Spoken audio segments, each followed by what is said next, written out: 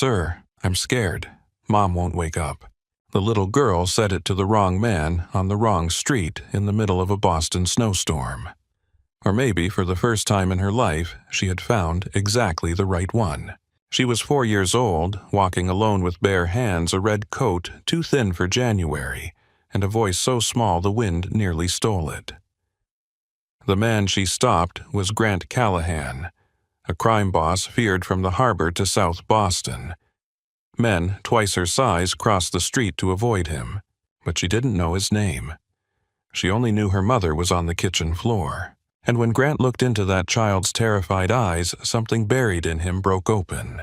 Stay with this story because one act of mercy is about to change 3 lives forever. Like this video and comment where you're watching from. Grant did not move right away after the little girl said it. For half a second, the whole street seemed to hold its breath with him. Snow slid down the black windows of the SUV. The wind pushed between the buildings and lifted the edge of June's thin red coat. Somewhere behind him, the Marlowe room glowed with expensive light, warm food-polished glasses, and men who thought the world could be bought if you knew which hands to shake. But in front of him stood a child, with bare fingers, wet lashes, and terror pressed into every inch of her small body. Grant Callahan had spent his life learning how not to react. He had watched men beg without blinking. He had heard threats and promises and prayers, and most of them had sounded the same to him. Noise, weakness, leverage. He knew how to stand still while other people broke apart. His father had taught him that stillness was power. But June Walker was not begging for herself. She was asking for her mother. That made the words different. Owen Briggs took one step closer, his shoulders blocking part of the alley. He was already measuring angles, rooftops, dark cars, open windows. In his world, a child could be bait. A sob could be a trap. A small voice in the snow could lead a man into an ambush. Boss Owen said quietly. Grant raised 2 fingers. Owen stopped. The little girl watched them both with the stunned patience of a child who did not understand danger the way grown men did. She did not know that Owen carried a gun under his coat. She did not know that the man kneeling in front of her had more enemies than friends. She only knew that the cold hurt, and her mother had not answered when she cried. Grant lowered himself until his eyes were level with hers. "What's your name?" Her lips trembled before the answer came. "June." "June what?" "June Walker." Her voice cracked on her last name as if even saying it took strength she no longer had. Grant looked at her hands. They were red and swollen from cold, the nails bitten down the knuckles scraped raw where she must have fallen. He slipped off his gloves and held them out. "Put these on." June stared at them. "They're too big." "They'll still work." She took them carefully as if the gloves were expensive because she could somehow feel that they were. They swallowed her hands and most of her forearms. She flexed her fingers inside the leather and looked down at them with a confused little frown. Then she remembered why she was there. "Mommy's on the floor. I heard you." She was making soup. Then she dropped the spoon. Then she sat down, but not like sitting. She fell. Grant's chest tightened. Not visibly. Nothing changed in his face. But inside him, a door he had nailed shut decades ago shifted on its hinges. Did she hit her head? I don't know. Is she breathing? June blinked fast.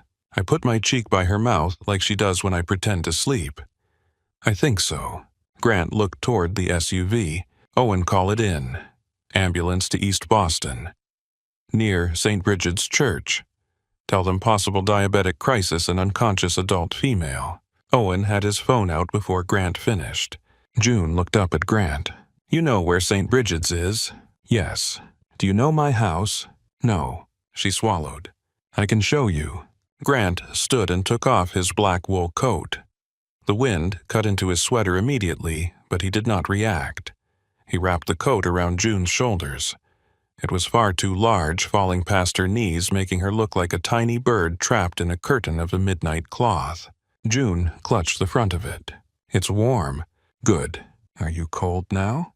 Grant opened the rear door of the SUV. No, that was a lie. He felt the cold. He simply did not let it matter. June climbed into the back seat with awkward effort, her small boots slipping against the running board. Grant steadied her with one hand on her shoulder. The gesture was so light it barely counted as touch. Owen got behind the wheel. Grant slid in beside June. The door shut and the city went quiet around them. June sat stiffly, knees together, gloved hands in her lap.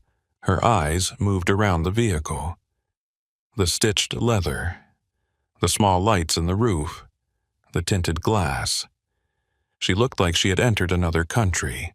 Owen pulled away from the curb. Which way? Grant asked. June leaned toward the window. That way. Past the store with the blue sign. Then the street with the big church. But not the pretty church, the brown one. Owen glanced at Grant in the mirror. Grant nodded once. The SUV moved through Boston with silent force. Tires hissed over slush. Snow blurred the traffic lights into red and green halos. The buildings of Back Bay gave way to darker streets, older brick, narrower sidewalks, and apartment windows glowing with the tired blue light of televisions. June pressed her forehead close to the glass. My mommy said I should never go outside at night. She was right. June looked at him, then frightened all over again. I had to. I know. I tried the phone, but it wouldn't wake up either. The battery was dead. I think so. It was black. Grant looked toward Owen. Owen was still speaking into his phone, giving clipped details to emergency dispatch with military calm. June's breathing had started to shake, not from cold now, from the delayed terror of what she had done. She had been brave while moving. Sitting still made room for fear. Grant knew that feeling too well. He lowered his voice. You did the right thing. June stared at her huge gloves. I was scared. Being scared does not mean you did the wrong thing. She considered that. Mommy says brave people can cry. Grant felt something twist under his ribs. She is right. Do you cry? Owen's eyes flicked to the rearview mirror. Grant looked out at the snow. Number? June studied him with open curiosity. Not ever. No. That's sad. The words were simple. Not accusing, not dramatic, just a child naming what she saw. Grant did not answer. Outside, the SUV turned onto a street lined with tired brick buildings and parked cars buried under snow. A church bell tower rose in the distance, its brown stone dark against the sky. One of the stained glass windows had plywood over it. June sat up. That's it, the brown church. We live near there. Owen slowed. Which building? June pointed. The red one. With the stairs on the outside that Mommy says not to touch. Grant saw it. 5 stories of old brick. A rusted fire escape clinging to the side like a broken ladder. Several windows had plastic taped over the frames. The front light flickered weakly above the door. A trash bag had split open near the curb, and snow had begun to cover the spilled contents like a bad secret. Owen stopped the SUV. Grant was out before the engine settled. June tried to climb out after him, but the coat tangled around her legs. Grant lifted her down and set her on the sidewalk. She immediately grabbed 2 fingers of his bare hand. Her fingers were tiny through his gloves. He let her hold on. The front door did not lock. It did not even close properly. Someone had wedged a folded piece of cardboard near the frame to keep it from swinging open in the wind. Grant stared at the broken latch. His jaw moved once. Owen noticed. You know this place. Grant did not answer. June tugged his hand. Come on. The hallway smelled of old grease-damp carpet and bleach poured over rot. The stairs were narrow and worn through the middle. One bulb worked on the second-floor landing. The next 2 were dead. June climbed fast despite the oversized coat, but by the 3rd floor her breath came in little bursts. Grant lifted her. She stiffened in surprise. I can walk. I know. He carried her anyway. She put one gloved hand against his shoulder, not fully trusting him, not fully resisting either. On the 4th floor, she pointed down the hall. That one, 4C. The apartment door was open. June had left it that way when she ran for help. Grant set her down behind him. Stay with Owen. June shook her head hard. No. Mommy needs me. Grant crouched again, blocking the doorway with his body. Your mother needs doctors. Right now, you need to let me go in first. June's eyes filled. If I don't go in, she'll think I left her. Those words reached into Grant and found the child he had buried. He softened his voice. She will know you came back. June stared at him. How? Because I will tell her. For some reason, that was enough. She stepped back beside Owen. Grant entered the apartment. The first thing he noticed was not the woman. It was the cleanliness. The place was poor, but it was cared for. The floor had been swept. Dishes were stacked neatly in a drying rack. A blanket had been folded over the arm of a small sofa. Children's books sat in a crate by the window arranged by size. A paper snowflake hung above the radiator cut unevenly by small hands. Then the other details arrived. A stack of unpaid bills on the kitchen counter. A pharmacy receipt with a balance circled in pen. A notice from the landlord taped inside a cabinet door, hidden from anyone who might casually walk in. The refrigerator had 3 drawings on it, each one full of wild color and crooked hearts. One drawing showed a woman and a little girl standing under a yellow sun. Above them, in shaky letters, June had written me and Mommy. Grant looked away from it. Claire Walker lay on the floor between the kitchen and the small dining table. She was on her side, one arm stretched toward the counter as if she had tried to catch herself. Her dark hair was spread across the linoleum. She wore blue scrubs and white socks with a hole near the heel. Her face was pale. Her lips had a faint bluish tint. Her breathing was shallow, uneven, and too quiet. Grant knelt beside her. He checked her pulse. Weak, but there. Owen. Owen appeared in the doorway, keeping June behind him. Ambulance is 2 minutes out. Grant scanned the counter. A glucometer, a used test strip, an empty insulin pen, a cracked orange juice cup beside the sink, a plastic lunchbox with one sandwich inside cut into the shape of a star. His eyes moved to the refrigerator. Almost empty. Milk, half a jar of peanut butter, 2 apples, a bottle of generic orange drink, a container of soup, probably the one June had mentioned. Grant had known poverty as a business condition. Numbers on reports, tenant categories, risk levels, payment patterns. This was different. This had a child's drawing on the refrigerator. This had a woman on the floor. June peeked around Owen's leg. Is she dead? The apartment seemed to go still. Grant turned his head. He remembered being 7 years old, standing in a kitchen in South Boston, staring at his mother's hand on the tile. He had asked that same question to a paramedic who would not look at him. Then he asked his father later, and Patrick Callahan had lit a cigarette outside the hospital and told him to stop sounding weak. Grant looked at June and gave her the answer no one had given him. No, she is breathing. June's face crumpled, but she did not cry yet. Why won't she wake up? She is very sick. Can you fix it? The doctors can help her. But can you? Grant did not lie. I can get the right people here. A siren wailed in the distance, rising fast. June heard it and pressed both hands over her ears. Owen knelt beside her. His huge body looked absurdly careful in the tiny hallway. That sound means help is coming, he said. June looked at him. You're very big. Owen blinked once. Yes. Are you a doctor? No. Are you a giant?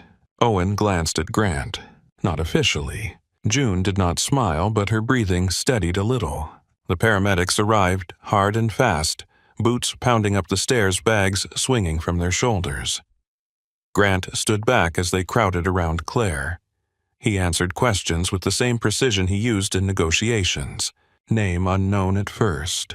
Claire Walker from a letter on the table. Age approximately early 30s. Unconscious when found. Possible diabetic crisis. Child reported collapse during food preparation. Insulin pen empty. Food scarce. One paramedic looked at Grant with quick surprise, as if he had not expected this man to understand what mattered. Then he returned to Claire. June edged forward. Mommy. A female paramedic looked up. Sweetheart, we're helping her. June took another step. Grant caught her gently by the shoulder. Let them work. June shook under his hand. She hates hospitals. So do I. That made June look at him. You do? Yes. Then why are we going? Because sometimes the place you hate is the place that keeps someone alive. June absorbed this with grave seriousness. The paramedics lifted Claire onto the stretcher. Her head rolled slightly to the side and June made a small broken sound. Grant heard it and hated it. The female paramedic moved to block June from following. Sweetheart, you need to stay here with another grown-up. June panicked. No, I have to go with Mommy. The paramedic looked at Grant. Sir, are you family? No. Then we need to contact someone. There is no one here. Then child services will need to be involved. Grant's voice lowered. Later. She rides with her mother now. The paramedic was tired cold and not in the mood for rich men giving orders. She opened her mouth. Owen stepped into the edge of the light. Grant did not raise his voice. This child walked through a snowstorm because every other option failed her. Do not make her watch that ambulance leave without her mother. The paramedic looked from Grant to June. June was crying silently now, her mouth pressed shut, tears tracking down her red cheeks. The paramedic exhaled. She sits where I put her. She does not move unless I say. Grant nodded. Agreed. June climbed into the ambulance and held Claire's limp hand with both of Grant's gloves still hanging off her arms. Grant watched the ambulance doors close. Snow landed on his black sweater and melted. Owen stood beside him. You want me to get the car? Grant looked up at the fourth-floor window. The apartment light was still on. From the street it looked like any other poor apartment in any hard city. Small, tired, easy to ignore. Yes. They followed the ambulance to Massachusetts General Hospital. The ride was silent. Grant sat in the back seat and stared at nothing. His phone vibrated twice. He ignored it. A man in Charlestown was waiting for confirmation on a deal. A council aide wanted to know whether Grant approved new terms. Someone from the harbor had sent a coded message about a shipment delay. All of it felt far away. Owen watched him through the mirror. Finally he spoke.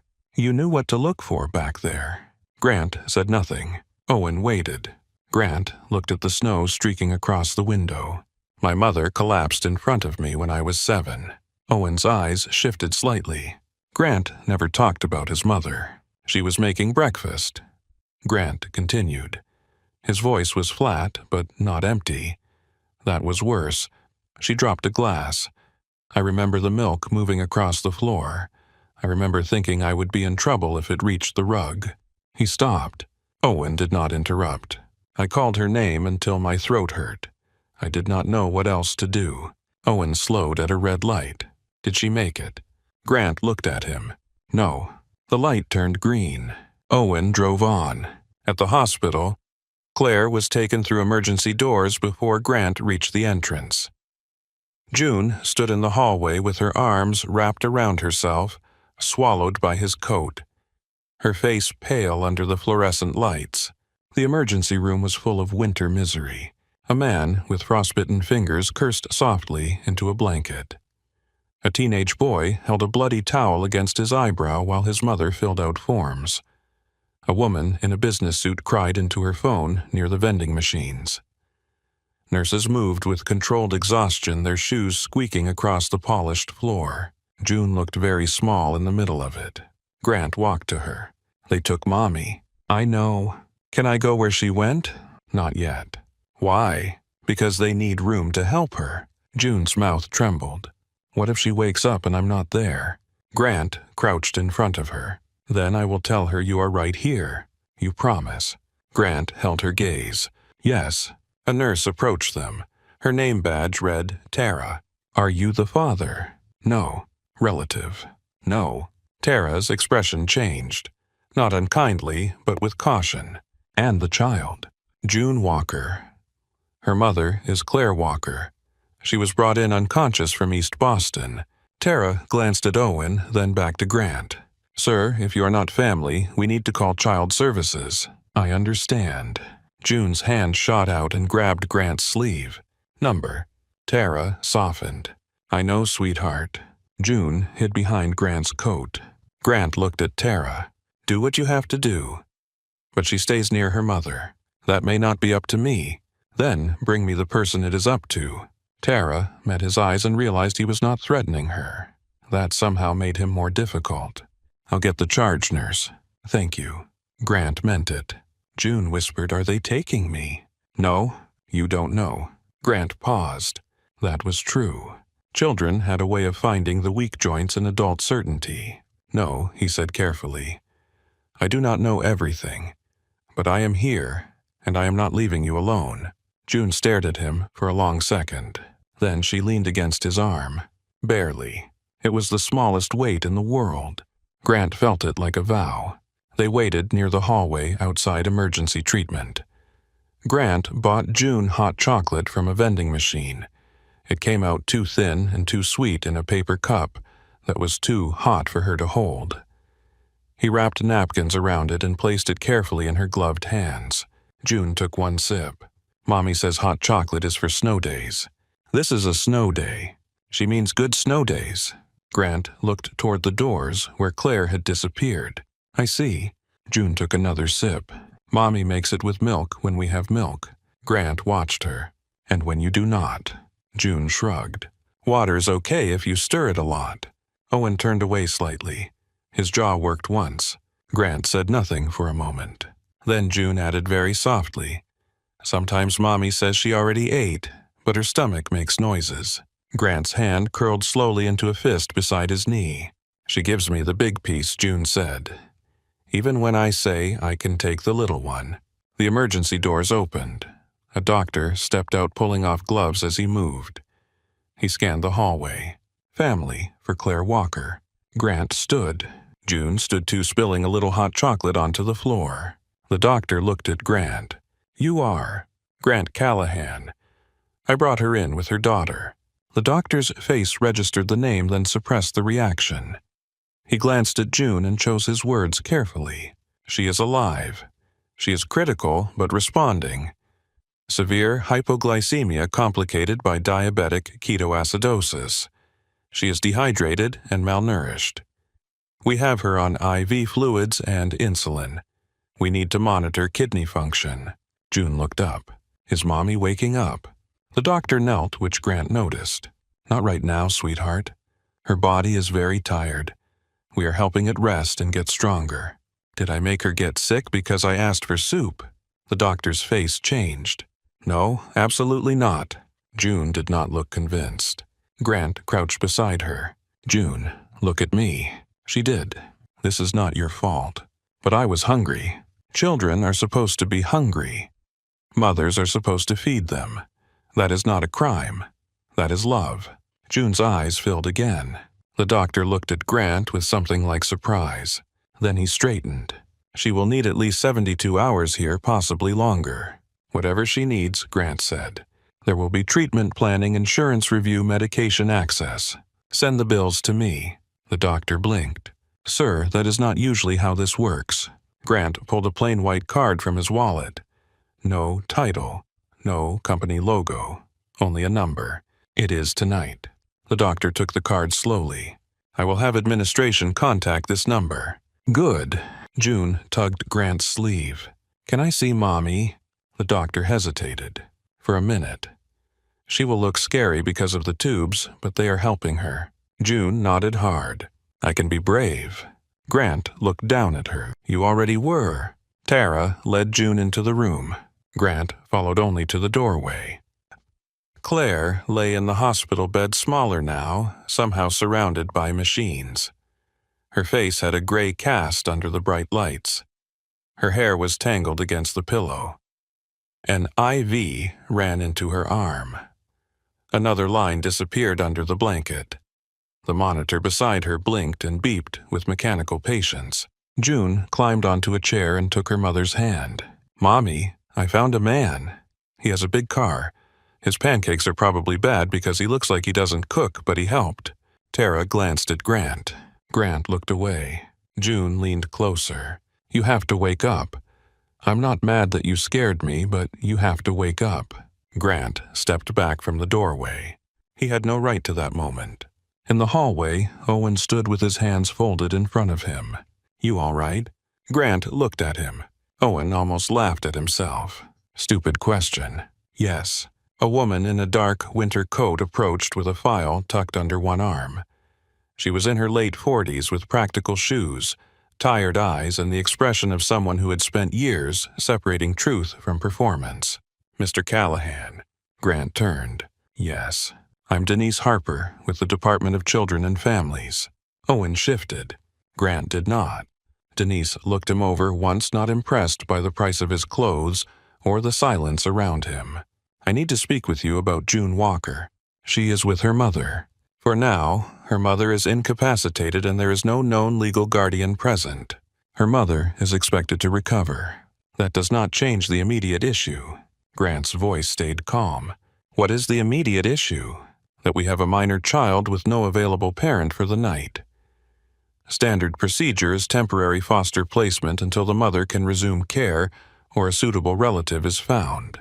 Grant looked through the glass at June, who had laid her head beside Claire's hand. Number. Denise's eyebrows rose. No, the child stays near her mother. Mr. Callahan, you are not family. I am aware. You have no legal standing. Then tell me what you need to establish temporary standing. Denise stared at him. That is not a simple process. Then begin it. Her mouth tightened. You are used to giving orders. Yes. That will not help you here. Grant almost smiled, but there was no warmth in it. I am not trying to impress you, Ms. Harper. I am trying to prevent a frightened child from being removed from the only person she has in the world while that person is lying unconscious behind glass. Denise looked toward the room. June had fallen asleep sitting upright, one hand still wrapped around Claire's fingers. Denise's expression softened for half a second, then closed again. I need your full name, address, date of birth, and consent for background review. You'll have it. I need to know why you're involving yourself. Grant was quiet. There were many answers he could give. Because the girl found me. Because her mother lives in a building my companies may have neglected. Because I have money and power and no idea what either is worth if I cannot use it here. But none of those were the deepest answer. So he gave her that. Because when I was her age, no one stayed. Denise did not speak. Owen looked at the floor. Grant's jaw tightened, as if the truth had cost him something physical. Denise closed the file. I can authorize a temporary emergency arrangement for tonight only pending review. She remains accessible for hospital visits. You provide your address. A home inspection happens within 24 hours. If anything concerns me, she is moved. Understood. And Mr. Callahan. Yes, I know your name. Grant met her eyes. I assumed. That does not make this easier. No, it makes it harder. Grant looked back through the glass at the sleeping child. Then be thorough. Denise studied him for another moment, then nodded. I intend to be. It was after 1 a.m. when June was finally allowed to leave. Claire had been moved to critical care. Tara promised to call if anything changed. Denise took Grant's information with a look that said she would verify every word twice. June could barely stand. Her fear had burned through her, and exhaustion had taken what was left. Grant lifted her without asking. This time she did not protest. She curled against his chest, one cheek pressed to his sweater still wrapped in his coat. The gloves had slipped off somewhere in the hospital room. Her hands were tucked beneath her chin like a much younger child's. At the exit, the automatic doors opened to the night. The snow had slowed. Boston looked quieter now, softer. The streetlights glowed on the wet pavement. The ambulance bay hummed with tired engines and distant voices. Owen brought the SUV around. Grant stood under the hospital awning with June asleep in his arms. For years, he had believed weight meant burden, debt, obligation, threat. But this child weighed almost nothing, and still holding her changed the shape of him. Owen opened the rear door. Penthouse. Grant looked down at June. She murmured in her sleep a broken little sound that might have been Mommy. Grant closed his eyes for one brief second. Then he opened them. Yes. He climbed into the back seat, carefully keeping June steady against him. Owen pulled away from the hospital. The city passed in bands of black, white, and gold. Grant did not look at his phone. He did not think about the meeting he had missed, the men waiting for orders, or the Empire turning without him for the first time in years. He looked at the child asleep in his arms. Somewhere across Boston, Claire Walker was fighting her way through the dark. Somewhere behind Grant's ribs, another kind of darkness had begun to loosen. When the SUV turned toward the harbor and the glass towers rose ahead, June shifted closer in her sleep, trusting him without knowing what that trust demanded. Grant held her with both arms, as the city lights climbed around them and the home he had never really lived in waited above the water. The home Grant Callahan had never really lived in waited above the water like a glass box in the sky. The private elevator opened without a sound. Grant stepped into the penthouse with June asleep against his chest, her face tucked into the hollow beneath his jaw. She smelled like cold air hospital soap, and the faint sweetness of vending machine hot chocolate. His coat hung around her like a blanket. One small hand was curled in the fabric of his sweater, holding on even in sleep. The lights came on automatically, soft white, too clean, too cold. The penthouse looked exactly as it always had. Polished concrete floors, black stone counters, tall windows showing Boston Harbor under a pale crust of snow. Furniture chosen by a designer Grant had paid and never spoken to again. There were no photographs on the walls, no books left open, no shoes by the door, no mug in the sink. Nothing out of place, nothing alive. Owen entered behind him carrying the plastic hospital bag with June's clothes inside. He looked around the room as if seeing it for the first time. "Where do you want her?" Grant did not answer right away. There was a guest room down the hall. He had bought the penthouse with 3 bedrooms because the architect said the resale value required it. No guest had ever slept there. No one had ever asked. He walked to it now. The room was perfect and useless. White sheets, gray blanket, 1 lamp, 1 chair, a closet with empty hangers lined in a row. Grant lowered June onto the bed as carefully as if she were made of blown glass. She stirred when he tried to pull his coat away. "No," she mumbled. Her eyes did not open. Grant stopped. Owen watched from the doorway. Grant left the coat around her and pulled the blanket over both. June turned onto her side, her cheek sinking into the pillow.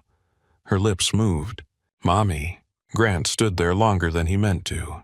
The word went through the room like a small ghost. Owen cleared his throat softly. "I can stay outside the door." Grant looked at him. "No, you sleep." Owen blinked. "I sleep."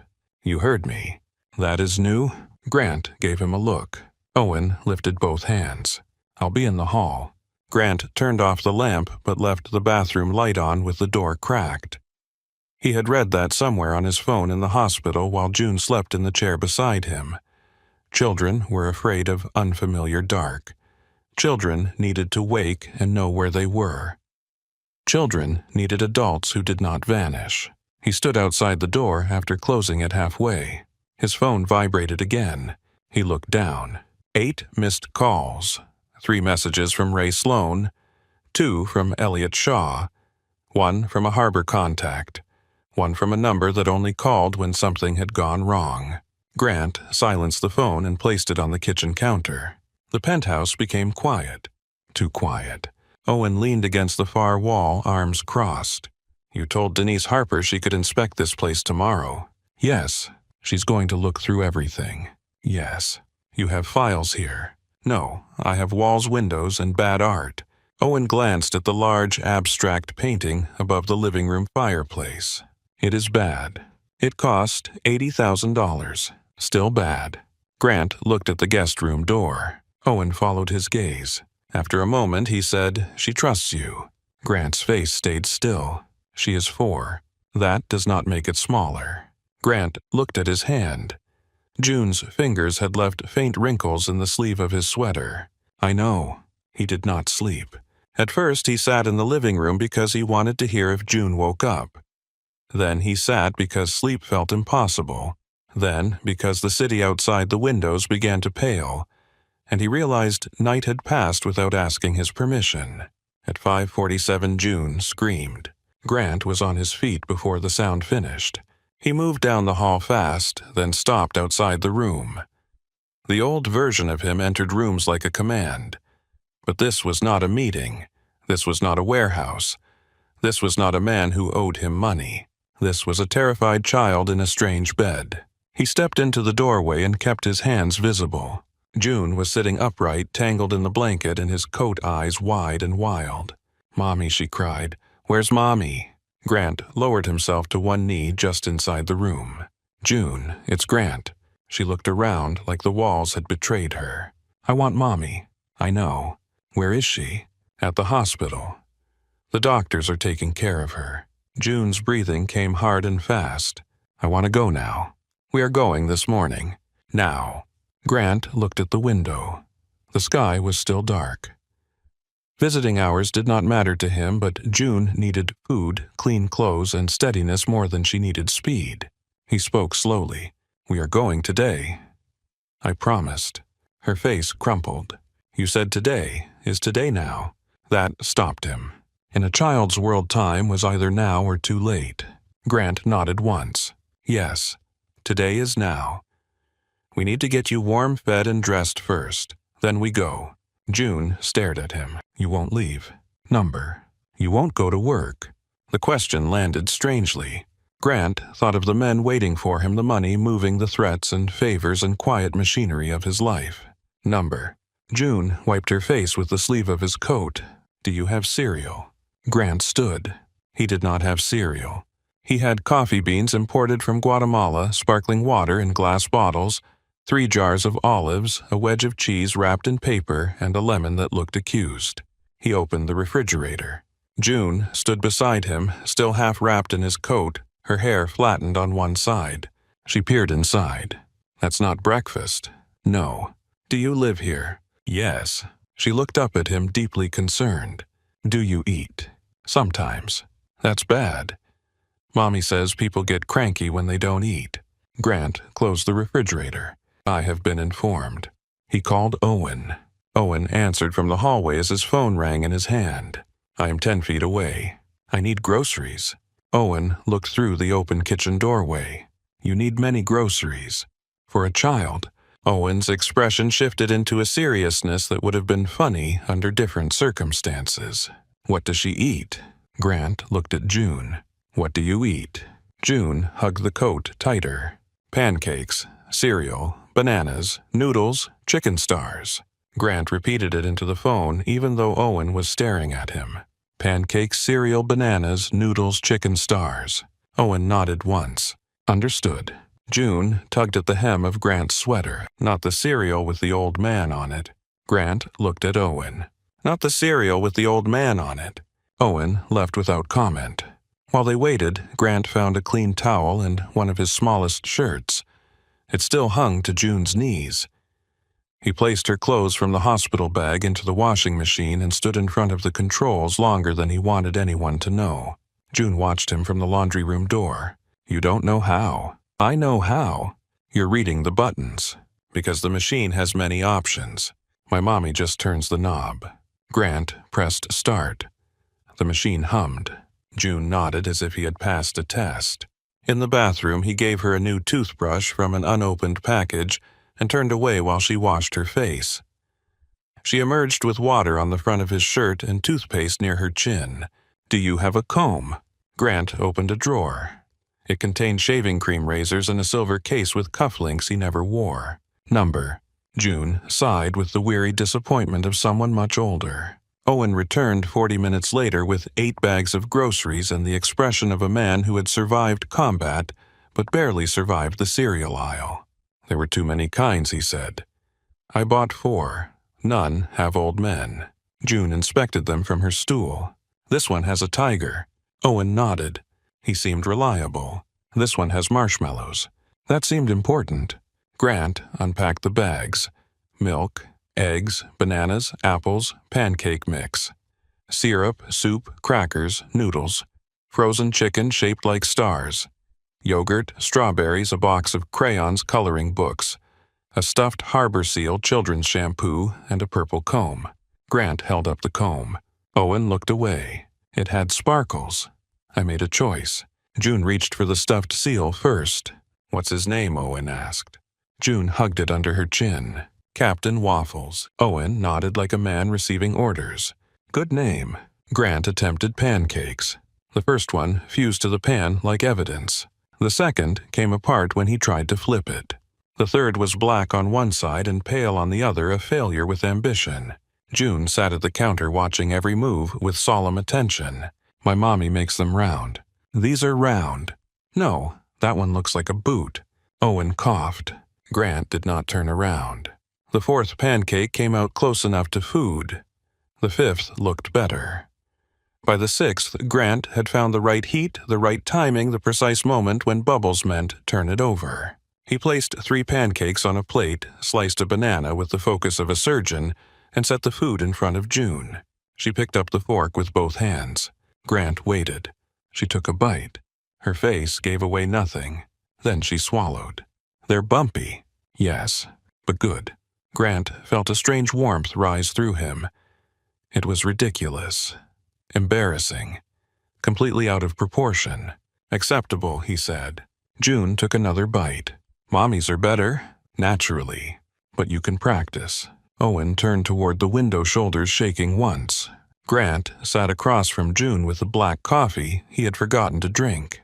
Sunlight crept slowly over Boston Harbor, turning the water gray and silver. June ate every bite. She gave Captain Waffles a small piece and scolded him for not chewing. For the first time since Grant had bought the penthouse, the kitchen smelled like food. Real food. Burnt in places, sweet in others. Alive. Denise Harper arrived at 9:20. She entered with a file, a sharp eye, and no interest in being charmed. Grant let her in himself. Owen stood near the window silent. Denise looked first at June. June sat on the floor beside the coffee table drawing with the new crayons. She was still wearing Grant's shirt, her hair combed badly to one side with the sparkly purple comb. Captain Waffles sat beside her like a witness. Denise took in the room. The marble table now had syrup on one corner. A cereal box sat open on the counter. The guest bathroom had a step stool Owen had somehow found and purchased. The living room television was playing a children's cartoon with the sound low. Denise looked at Grant. "You did all this overnight?" Owen bought the seal. Owen said nothing. June looked up. "His name is Captain Waffles." Denise's mouth almost smiled. "That is a strong name. He's brave. I can see that." Denise walked through the penthouse. She checked the guest room, the bathroom, the locks, the kitchen, the empty balcony door that did not open without a code. She asked Grant questions. Direct questions. He answered all of them. No, he was not related. No, he had no children. Yes, he had legal counsel. Yes, he understood this arrangement was temporary. Yes, he understood Claire Walker's rights came first if she recovered. Denise paused at that. If she recovers. Grant's eyes moved to June. When she recovers. Denise studied him. "Careful, Mr. Callahan. Hope can make adults careless." Grant looked back at her. "So can procedure." She closed the folder slowly. June brought over her drawing. It showed 3 figures. One small, one lying in a bed. One tall and black with very large shoulders. Denise pointed to the tall figure. "Who is that?" "Mr. Grant." "Why is he so big?" June looked at Grant, then back at Denise. "Because he stood in the door." Denise's face changed. Not much. Enough. Grant looked down at the drawing and felt something in his chest pull tight. Denise handed the paper back. "I am approving the emergency arrangement through the next review. Hospital access remains open. My office receives updates. If Ms. Walker wakes and asks for her daughter June, goes to her immediately unless a doctor says otherwise." Agreed. Denise stepped closer to Grant as June returned to coloring. "She trusts you." Grant's mouth tightened. She should trust her mother. "That was not my point." Grant said nothing. Denise lowered her voice. "I know what men say about you. I know the shape of your reputation. But I also know what a frightened child looks like when she feels safe. I am not blind to either fact." Grant looked at her. "I am not asking you to be good, Because if you hurt her, I will make your life very complicated. Owen's eyebrows lifted slightly. Grant nodded. Fair. Denise left with one last glance at June. When the door closed, June called from the floor. Is she mad? Grant looked at the door. No. She sounds mad. She is careful. Like you. Grant turned. The question was not simple. Not from her. Yes, he said, like me. At the hospital that afternoon, June held Claire's hand and told her about the pancakes in great detail. They were ugly, Mommy. But I ate them because Mr. Grant looked worried. Grant stood by the window pretending to read a text from Elliot. Claire did not move. Her face had more color than the night before, but she was still unconscious, still lost somewhere medicine could reach, but love could only wait beside. June placed Captain Waffles beside Claire's arm. He's watching you until I come back. A nurse came in to adjust the IV. June looked at her. Is my mommy getting better? The nurse smiled gently. She is fighting very hard. June nodded. She's good at that. Grant looked at Claire then. He had seen fighters his entire life. Men with guns. Men with money. Men with pride so large it made them stupid. Claire Walker looked fragile under hospital blankets, but the apartment had told him the truth.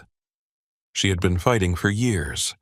Fighting landlords, bills, hunger, illness, loneliness, and the specific terror of raising a child with no net beneath her.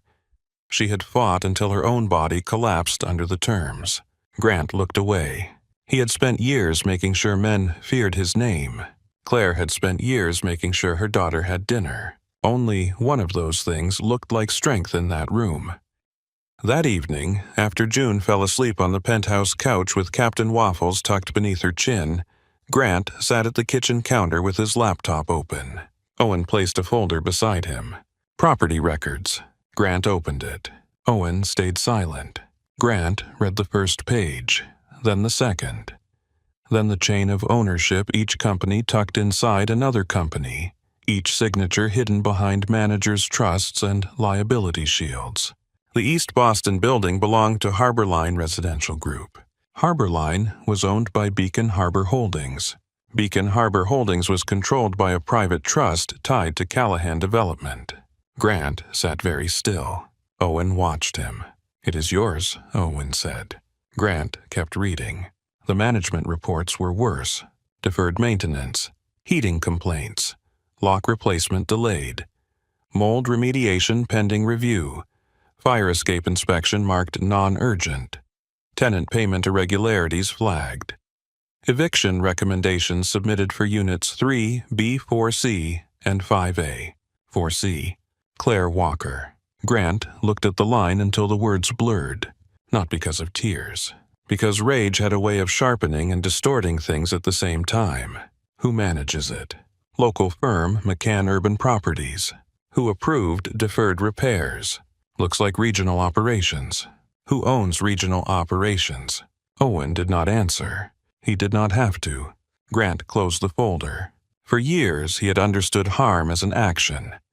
A man struck, a man ordered, a man signed, a man threatened.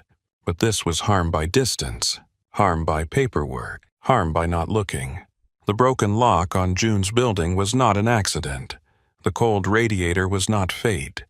The mold in the vents was not weather. Somewhere in the chain of command, people had learned that poor tenants endured what richer people sued over, and Grant had profited because he never asked who paid the cost. June shifted on the couch and made a small sound in her sleep. Grant looked at her. The old anger in him wanted a target, a name, a body in a chair across from him. But Claire's apartment had already shown him the truth. The target was not one man. It was a machine, and his name was on the engine. He stood so abruptly the chair scraped the floor. Owen straightened. Where are you going? Grant picked up his phone. To make calls. It is after midnight.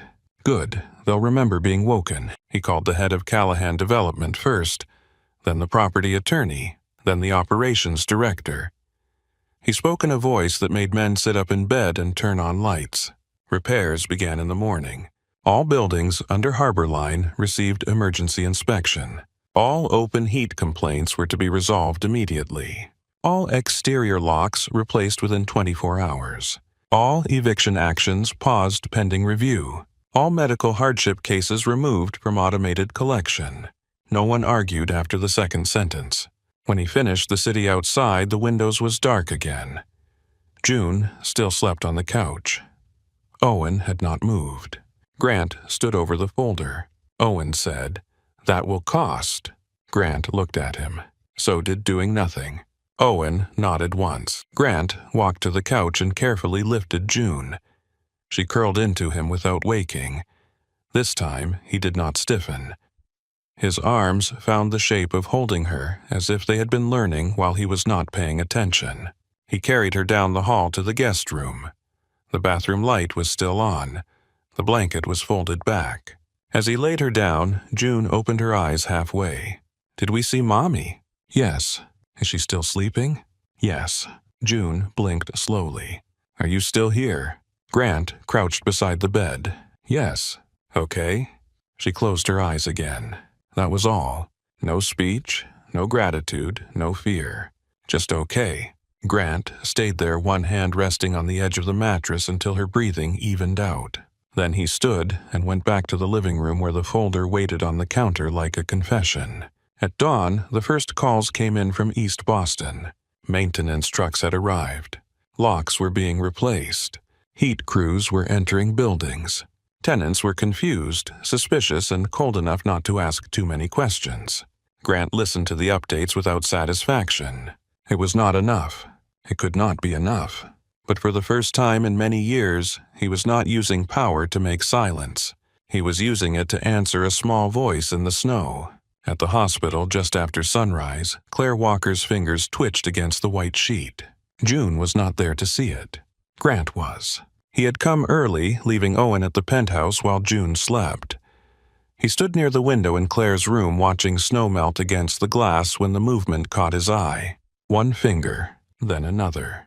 Claire's brow tightened, as if she were trying to climb out of a dream that did not want to let her go. Grant stepped closer, but not too close. A nurse entered and checked the monitor. "Claire," she said softly, "can you hear me?" Claire's lips parted. No sound came at first. Then one word, rough, broken, filled with panic before she had even opened her eyes. "June." Grant looked at her hand on the sheet. Then he looked toward the door, toward the sleeping child across the city, toward the life that had entered his home and ruined its perfect silence. His voice was quiet. "She's safe." Grant said the words softly, but Claire Walker heard them as if they had been spoken through water. Her eyes opened halfway. The hospital room came back to her in pieces. White ceiling, pale curtain, a machine beeping somewhere near her shoulder.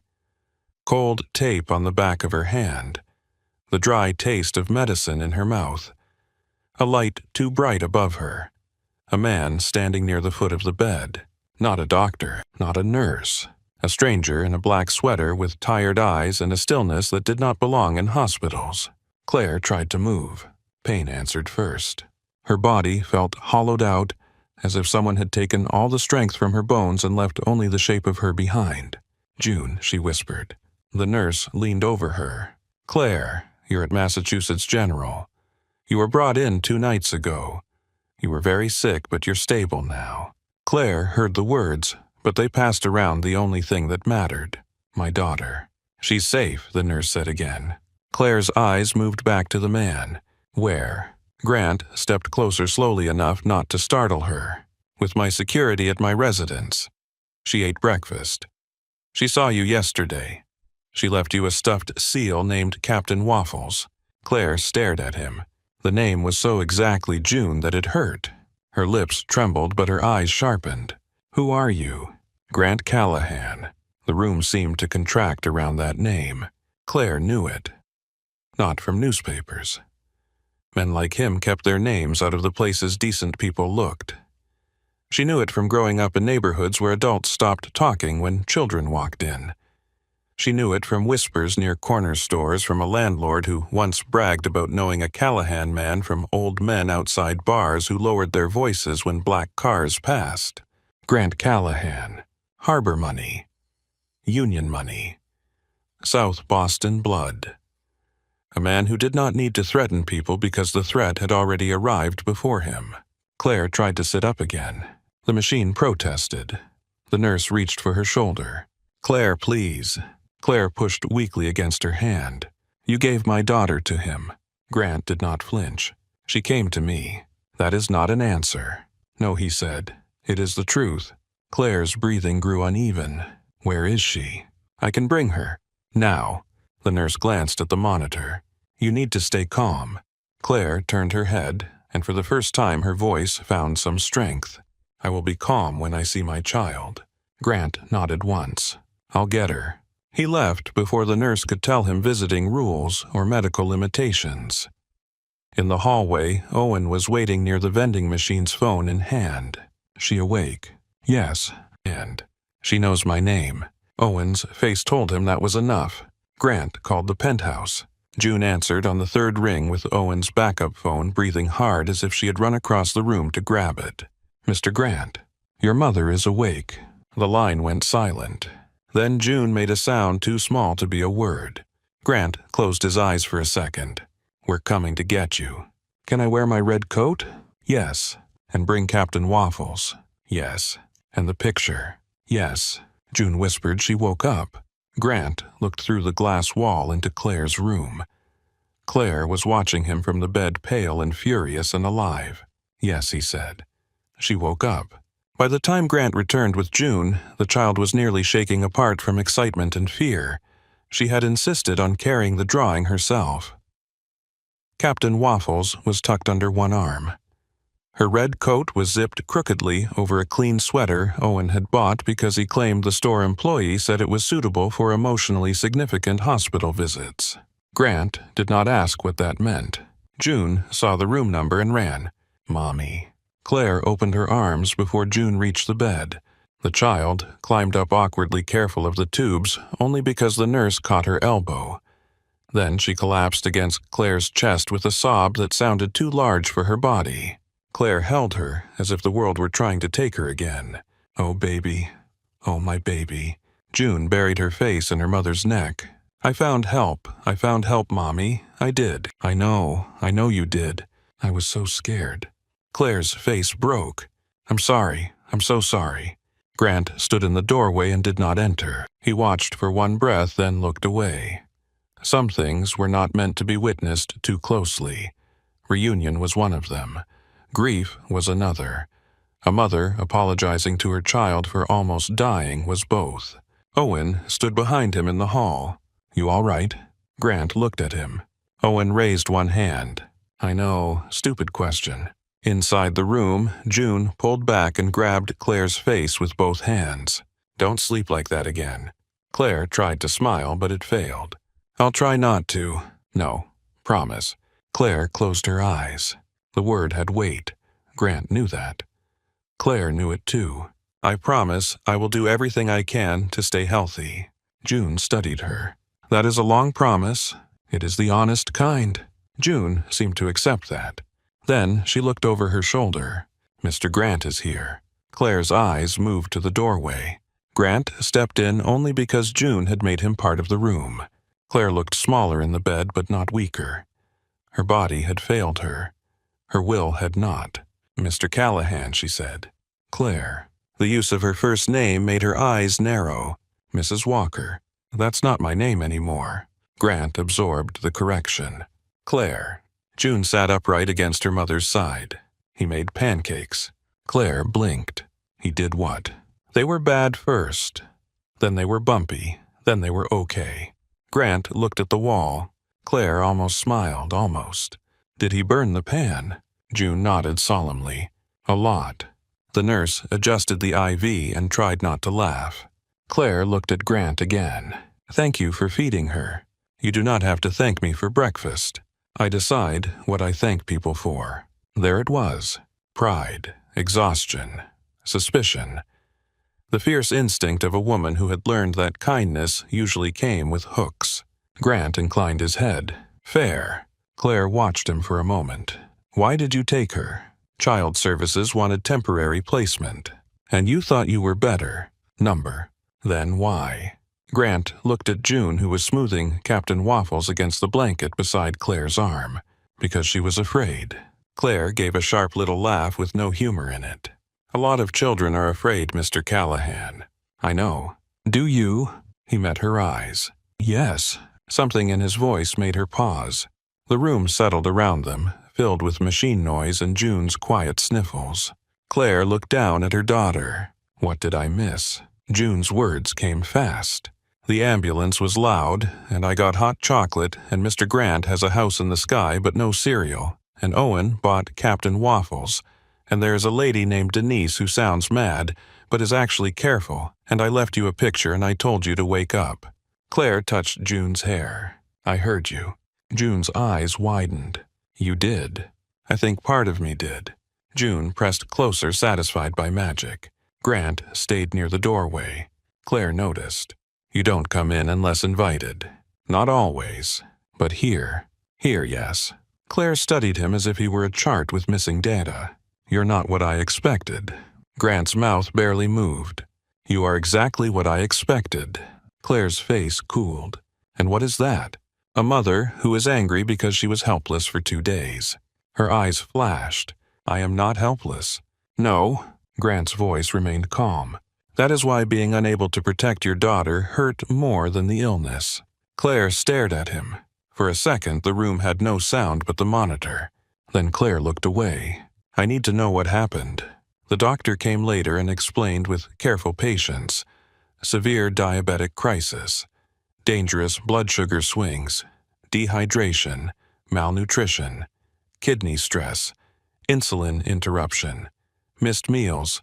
Too much work. Not enough rest, not enough medicine, not enough body left to keep paying the debt.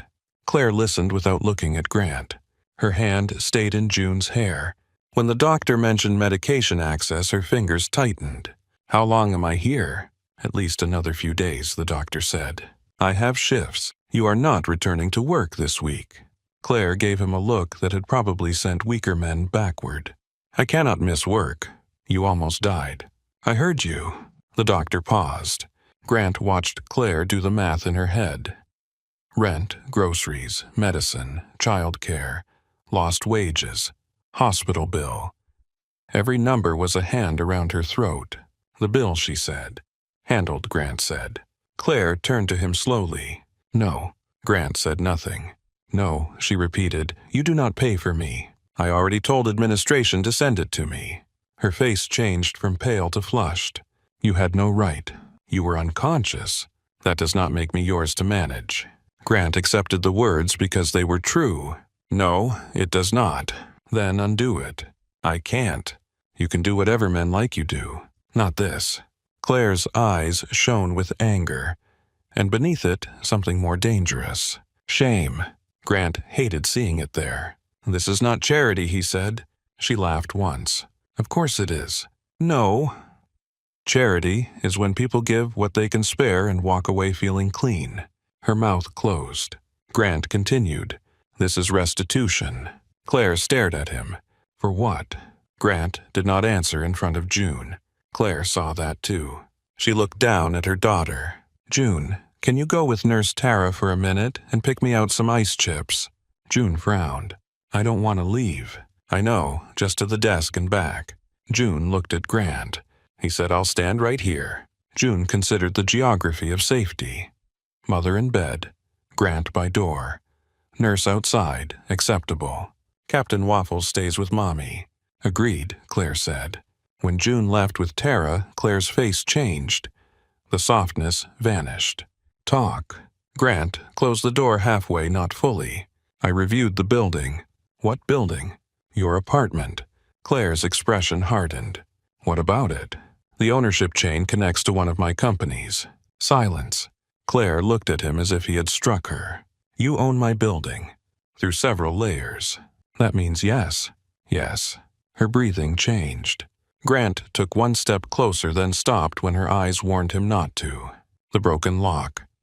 The heat complaints, the fire escape, the mold remediation. They were all documented. Claire's voice dropped. Documented. Yes. And ignored. Yes. She looked towards the window. Her jaw tightened hard enough to hurt. For months I called about the heat. Grant said nothing. June slept in 2 sweaters. I put towels under the window. I boiled water on the stove to make the room warm before bed. His face stayed still, but something inside it seemed to darken. Claire turned back. I called about the lock after a man got into the lobby and slept under the stairs. The property manager said they would put in a request. I know. You know now. Yes, you did not know then because people like me are numbers to people like you. Grant did not defend himself. That seemed to anger her more. Say something.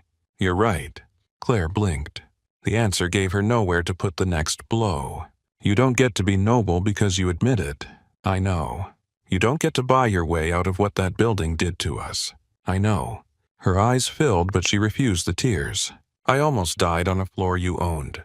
Grant's throat moved once. Yes. And my daughter had to walk through snow because the phone was dead and I was too sick to wake up. Yes. Do you understand what that did to her? His voice changed then. It became rougher, lower. Yes. Claire heard something in it and went still. Grant looked toward the half-open door where June's voice floated faintly from the nurse's station. When I was 7, my mother collapsed in our kitchen. I was alone with her. I called her name until I couldn't speak. She died before anyone who mattered arrived. Claire's anger did not disappear, but it held its breath. My father told me to kill the feeling, so I did. He looked back at her. June said the same words I said. Different city, different floor. Same fear. I could not leave her there. Claire watched him for a long moment. That explains why you helped? Yes. It does not explain why I should trust you. No. Good. We agree on something. June returned with ice chips and a pink spoon she had somehow convinced Tara to give her. Claire wiped her face quickly before June saw the tears threatening. For the next 2 days, trust remained a locked door. Grant came with June every morning. He stood when Claire asked him to stand. He left when she asked him to leave. He answered questions directly and offered no false comfort. He handled hospital administration without making Claire feel small, though sometimes she caught him paying attention to forms before she saw them solving problems before they reached her bed. That irritated her. It also let her breathe. June began to relax between them. She drew pictures on the hospital tray. She told Claire about the penthouse and Owen's terrible singing in the car. Owen denied singing. June said humming counted. Owen accepted the correction with dignity. On the 3rd day, Claire was strong enough to sit in a chair by the window. Grant arrived with coffee for himself and tea for her. Claire looked at the cup. How did you know? You asked Nurse Tara for tea yesterday and said the hospital kind tasted like wet cardboard. Claire took the cup. That is invasive listening. It is still listening. She almost smiled. Careful, Mr. Callahan. Grant. She looked at him over the rim. Careful, Grant. June sat on the floor coloring Captain Waffles a paper hat. Claire watched her daughter, then said quietly, "What happens when I leave here?" Grant had prepared for this question. He handed her a folder. Claire stared at it. I hate folders, I assumed. Yet here we are. There is an apartment in Cambridge. 2 bedrooms. Clean heat. Working locks. Close to the clinic listed in the second document. Her eyes moved sharply to him. What clinic? A community health clinic in Somerville needs nurses. Predictable hours. Benefits. Insurance that covers your insulin and monitoring supplies. You would interview formally. The offer is not automatic. Claire opened the folder despite herself. She read the lease first, then the clinic letter, then the payment terms. Her face revealed very little, but her fingers tightened on the pages. This rent is too low. It is income-based, because you made it that way. Yes, so it is charity. No, she looked up. Do not play word games with me. Grant sat across from her. The building that failed you made me money. The least I can do is make sure the next roof over your daughter's head does not. The least you can do is not the same as the right thing. Number. Are there strings? No. Men like you always have strings. Grant held her gaze. Then cut them if you find them. Claire studied him. Why not just fix the old apartment? I am. The whole building and others. Her eyes narrowed. You are? Yes, because of me. Because of June. That answer was honest enough to hurt. Claire looked at her daughter. June was now explaining to Captain Waffles that hats were important because heads get lonely. Claire looked back at Grant. If I accept this, it is for her. I know. Not because I owe you. You don't. Not because you saved me. June saved you. And if you ever make me feel bought even once I walk. Grant nodded. Yes, even if it hurts June. His jaw tightened, but he nodded again. Yes. Claire leaned back, exhausted by the conversation. You're very calm for a man being threatened by a woman in a hospital gown. Grant's eyes lowered briefly, almost a smile. You are not the least dangerous person I have met this week. This time Claire did smile. Small, brief, real. Grant felt it more than he should have. Claire was discharged on a Friday afternoon under a sky the color of dirty wool. June bounced beside her wheelchair carrying flowers from Tara and Captain Waffles under one arm. Owen waited by the SUV. Grant stood near the rear door, coat buttoned, face unreadable. Claire stopped when she saw him. I can walk. The nurse said hospital policy. Claire muttered something under her breath that made Tara laugh. At the curb, Claire looked toward the city, then at Grant. Cambridge, if you choose. She held the folder against her chest. I choose heat and locks. Do not mistake that for choosing you. Grant opened the door. I won't. The apartment was on the second floor of an old brick house near a quiet street with bare trees and narrow sidewalks. It was not grand. Claire would have hated grand. It had hardwood floors, wide windows, a kitchen with yellow afternoon light, and 2 bedrooms separated by a short hall. June ran inside and gasped. Mommy, there's a bathtub. Claire stood in the kitchen, one hand on the counter. The place was warm. That was what broke her.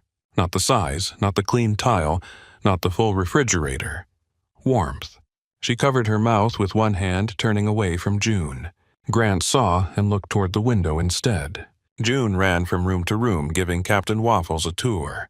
Claire's voice came very quietly. I don't know how to stand in a place that isn't falling apart.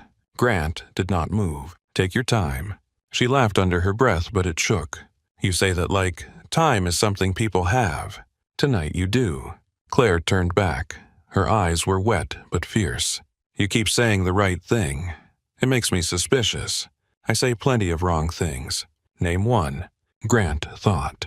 I told June my pancakes were round. Claire blinked. Then she laughed. Not long, not fully, but enough that June came running back. Mommy laughed. I did not. You did. Grant looked at Claire.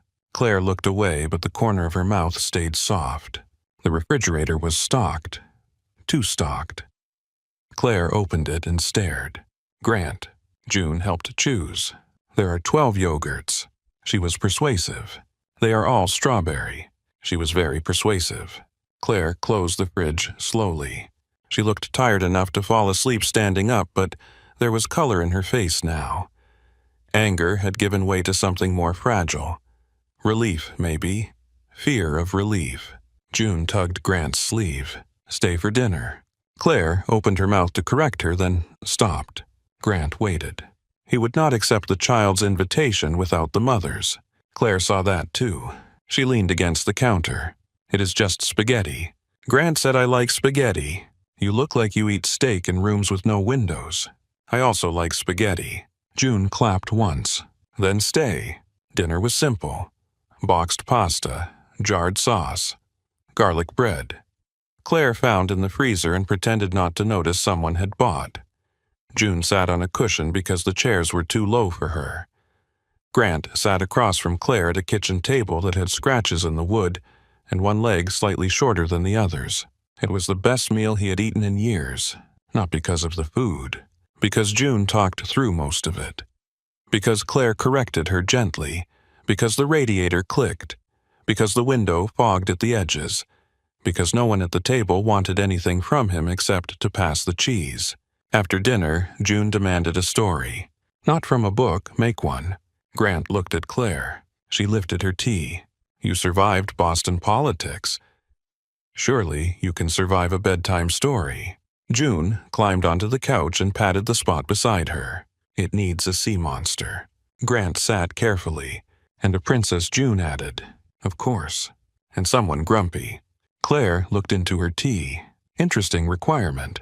Grant began slowly. Once there was a sea monster who lived under Boston Harbor. June leaned against his arm. He was very big. Very big. Did he eat boats? No, he scared them away. Why? Grant looked at the dark window where their reflections hovered together. Because a long time ago, someone he loved disappeared.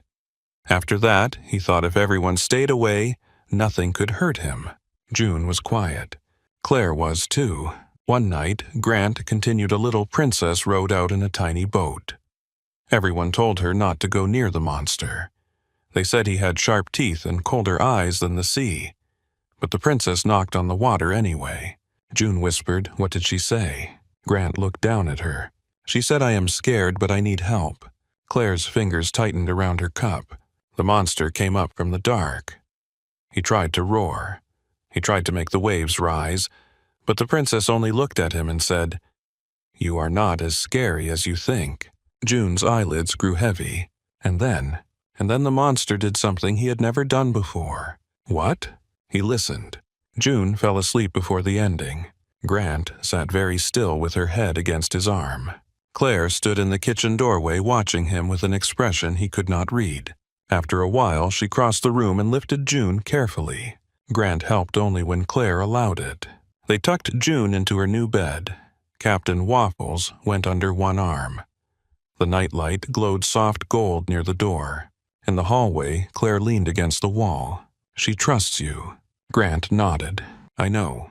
She trusts fast." "No, she chooses carefully. She chose under pressure." Claire looked at him. "That sounds like something you understand." "Yes." The apartment was quiet around them. At the front door, Grant put on his coat. Claire stood a few feet away, arms folded around herself. "I still don't trust you," she said. "You shouldn't yet. But I believe you care about her." Grant's hand paused on the door handle. "I do." The words were plain. No polish, no performance. Claire looked down, then back up. "That scares me. It scares me too." For the first time, neither of them tried to soften the truth. Grant opened the door. Cold air slipped in from the hallway. Claire's voice stopped him before he stepped out. "Grant." He turned. "Thank you for not pretending this is simple." He held her gaze. "Good night, Claire." She closed the door after him and stood with her palm against the wood for a long time. On the other side, Grant remained in the hallway listening to the lock turn. It was a good lock. New. Strong. For tonight, that was enough. The lock clicked behind Grant, and for the first time in years he was glad to hear a door close between himself and the people inside. Not because he wanted distance, because the lock worked. He stood in the narrow hallway outside Claire Walker's new apartment and listened to the quiet on the other side. June was asleep in a room with warm air and a yellow nightlight.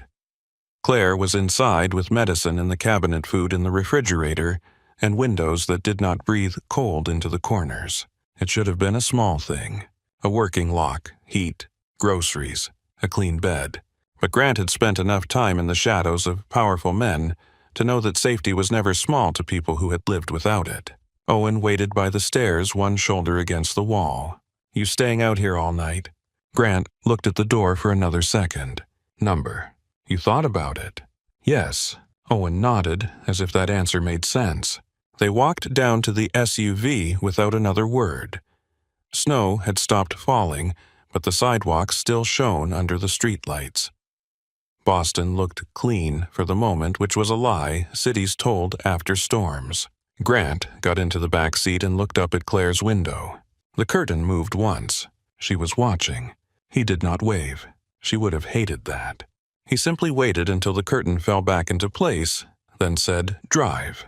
The first week settled uneasily. Claire did not invite him over every day. She was too proud for that, and he was too careful to assume. But June had no such restraint. She called him from Claire's phone with questions that treated him less like a dangerous man and more like a strangely tall household tool. Mr. Grant, do you know how to fix a lamp? Yes. Do you know how to make noodles? Yes. Do you know why Captain Waffles looks sad? Number. He misses you. Grant stared out the window of his office where men in suits were waiting for him to approve a waterfront acquisition. I see. So you should come for dinner. Did your mother tell you to ask? No. Mommy said not to bother you. Owen, standing near the door, looked down to hide his face. Grant said, "You are not bothering me." June whispered away from the phone badly. He said, "I'm not bothering him." Claire's voice came faintly in the background. "June Walker, did you call him after I said not to?" June returned to the phone.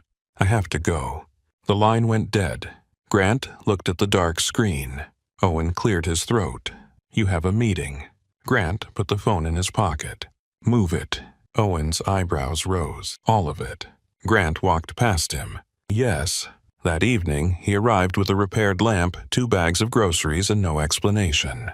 Claire opened the door wearing jeans, a soft green sweater, and an expression that told him she had prepared an argument and had no intention of wasting it. "She called you." "She did. I told her not to. I assumed. You cannot keep rearranging your life because my daughter likes you." Grant looked over her shoulder. June stood in the hallway in socks holding Captain Waffles by one flipper, watching with bright hope. "I did not rearrange my life." Claire folded her arms. "You canceled a meeting." Grant paused. June whispered, "How did she know?" Claire did not look away from him. "I was a nurse in an emergency ward for 6 years. Men like you do not show up at 6 with groceries unless something else got moved." Grant glanced at the bags in his hand. She wanted noodles. Claire stared at him, trying to stay angry. June stepped closer. "And the lamp is broken." Grant lifted the lamp slightly. "Was broken." Claire let out a breath through her nose. "You are impossible." "No," he said, "just punctual." That almost got him a smile. Almost.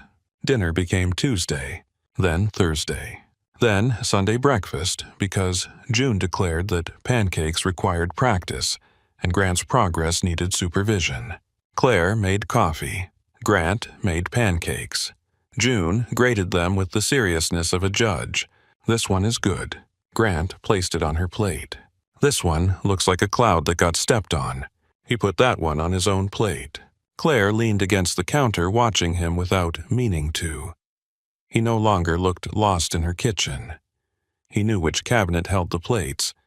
He knew June liked her syrup on the side. He knew Claire took her coffee with too much cream and no apology.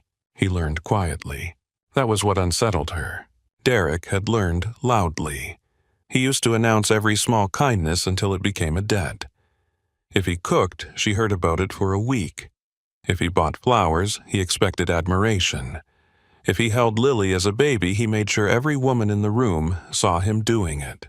Grant did things and moved on. He fixed the loose cabinet handle without saying a word. He noticed the old couch made her back ache, and 3 days later a nearly identical one arrived with better support.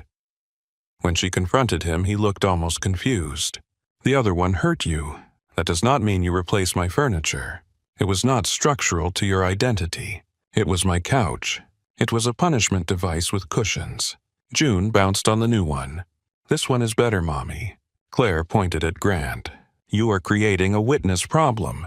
Grant looked at June. June gave him a thumbs up. Claire tried not to laugh and failed. The laugh changed the room. Grant heard it and went still, not visibly enough for June to notice, but enough for Claire to see. He looked at her laugh the way some men looked at sunlight after years underground. She stopped laughing first, then looked away. After that, the silences between them changed. Not easier, warmer. There were still things neither of them said. Grant never spoke about where he went after dinner when his phone buzzed and his face went flat. Claire never asked too much in front of June. She had grown up with enough men who lived around shadows to know that questions could become doors. But she also knew silence could become rot. One night after June fell asleep on the couch during a movie, Claire carried her to bed. Grant gathered the empty plates and took them to the sink. When she returned, she found him washing dishes. The sight stopped her in the doorway. Grant Callahan, sleeves rolled to his forearms, rinsing tomato sauce from a child's plastic plate. "You do dishes." He looked over his shoulder. "Badly." "No, just unexpectedly. I know how water works." She stepped closer and took the towel. "That pan needs to soak." "I was aware. You were scrubbing it like it owed you money." It looked guilty. Claire shook her head, but she was smiling. They stood side by side at the sink. Their shoulders did not touch, but the space between them felt aware of itself. Outside, snow tapped against the kitchen window. Claire's smile faded slowly. June had another nightmare last night. Grant turned off the faucet. Claire folded the towel, then unfolded it. She woke up crying. "She said I was on the floor again, but this time she couldn't find you." Grant's eyes lowered. "She should not have had to find me the first time. She should not have had to find anyone." "No." Claire looked toward the hall. "She keeps checking if I'm breathing when I sleep." "I woke up this morning, and she was standing beside my bed with her hand under my nose." Grant was silent. Claire's voice thinned. "I did that to her." Grant turned to her. "You got sick." "I rationed insulin." "Because you had no money." "Because I thought I could manage it." "You were trying to survive." "I was supposed to protect her from that kind of fear." The towel twisted in her hands. Grant reached for it gently and took it before she tore it. "You cannot undo the night," he said, "but you can make the nights after it different." Her eyes filled, and she hated that he saw. "How?" "We get her help." Claire laughed softly, bitterly. "Therapy costs money. So does damage." She looked at him. "Do not make that sound easy. It is not easy. You have a way of making impossible things look like scheduling problems." Grant accepted that. "I have a way of moving obstacles. It is not the same as healing." The honesty landed between them. Claire wiped one tear before it fell. "Do you know someone?" "Yes, of course you do. A child therapist." "Not one of mine. One Tara recommended through the hospital." Claire breathed in slowly. "No pressure. No. No control. No. No fixing her because you need to feel forgiven." That one hit. Grant looked at her for a long moment. "No," he said. "Because she deserves to stop being afraid." Claire held his gaze. Then she nodded. The therapist's office smelled like crayons, lavender, and old wooden toys. June was wary at first. She sat between Claire and Grant in the waiting room with Captain Waffles pressed to her chest. "Is this a doctor?" Claire smoothed her hair. "A feelings doctor."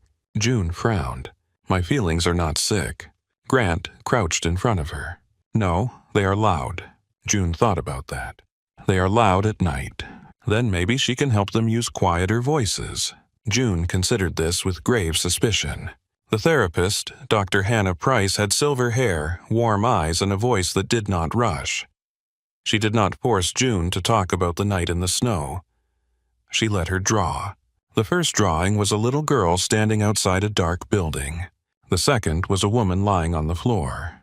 The third was a tall black shape in a doorway. Dr. Price pointed gently. "Who is this?" June looked at Grant. "That's Mr. Grant." "What is he doing?" "Opening the door." Grant looked down at his hands. Claire looked at him. Neither of them spoke. On the way home, June fell asleep in the back seat with Captain Waffles against her cheek.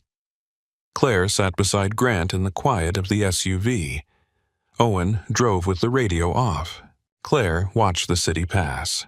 "She drew you in black." Grant looked forward. "I wear black." She drew the building in black, too. He understood the question beneath the words. "I know.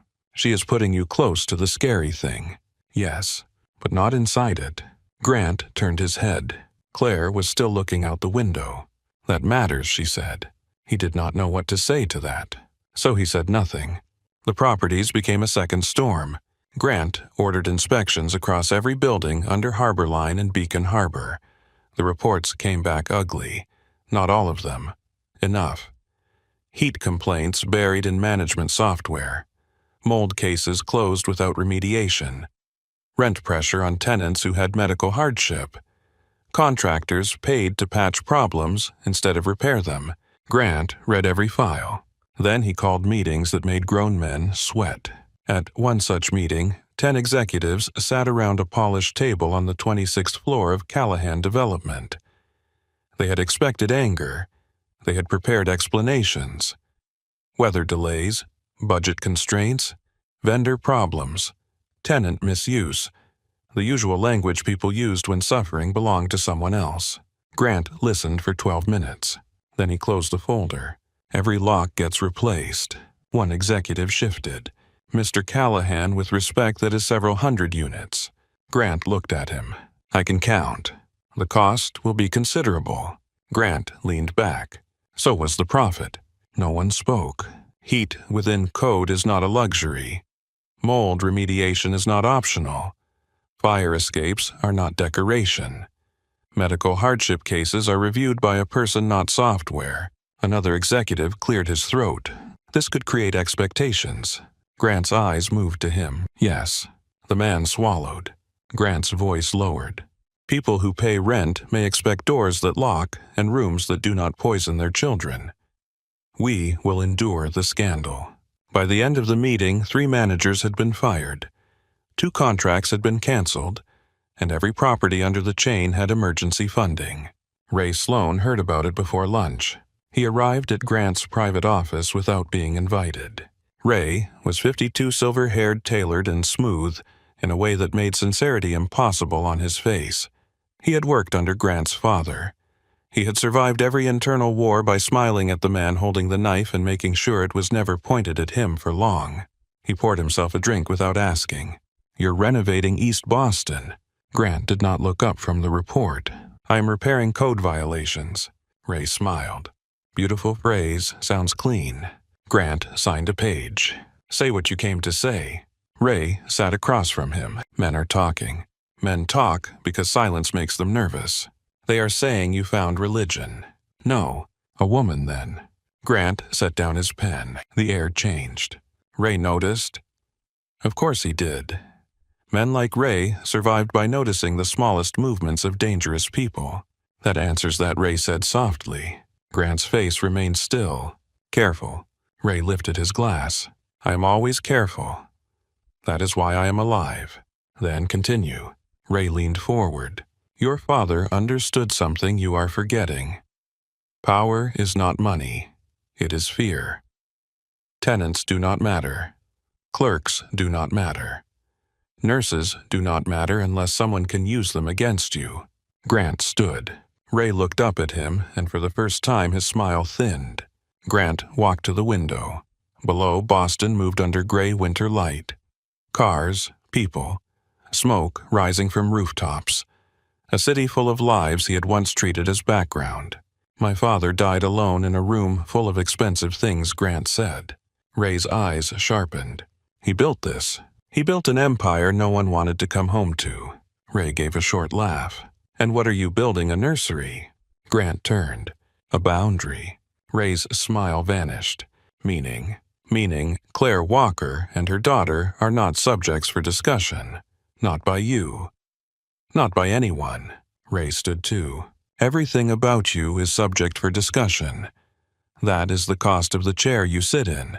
Grant stepped closer. No, that is the cost men like you charge when they think loyalty gives them ownership. Ray's face went cold. You are making yourself easy to hurt. Grant's voice was quiet. Try. Ray held his gaze for 3 seconds too long. Then he set the glass down untouched. I hope she's worth the weather you are inviting. Grant did not answer. Ray left. The door clicked shut behind him with less comfort than Claire's had.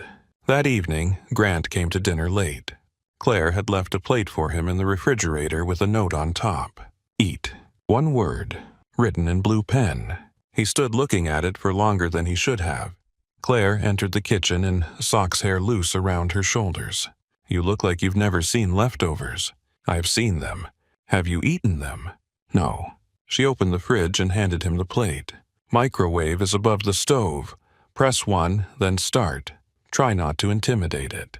Grant put the plate in. Claire leaned against the counter. Something happened. Yes. Work. Yes.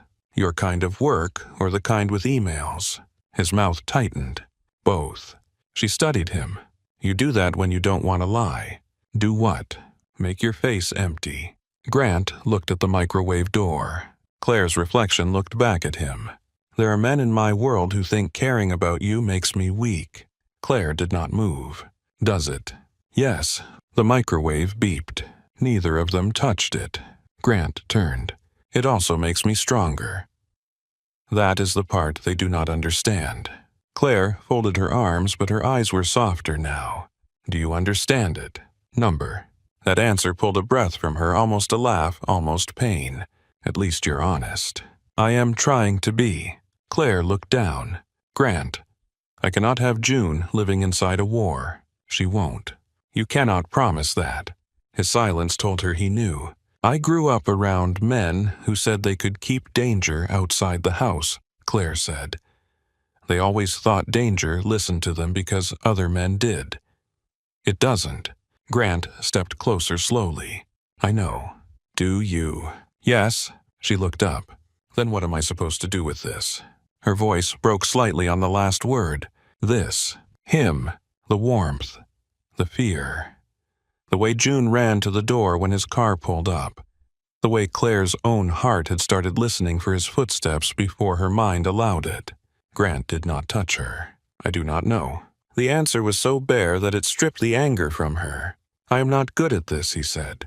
At what? Wanting something I cannot control. Claire's eyes held his. That's what people are, Grant. I know that now. The kitchen hummed quietly around them. Claire reached past him and opened the microwave. She took out the plate and set it on the counter. Eat before it gets cold again. He looked at her. It was not forgiveness, not reassurance, not a promise. It was care disguised as instruction. For both of them, that was easier. He ate.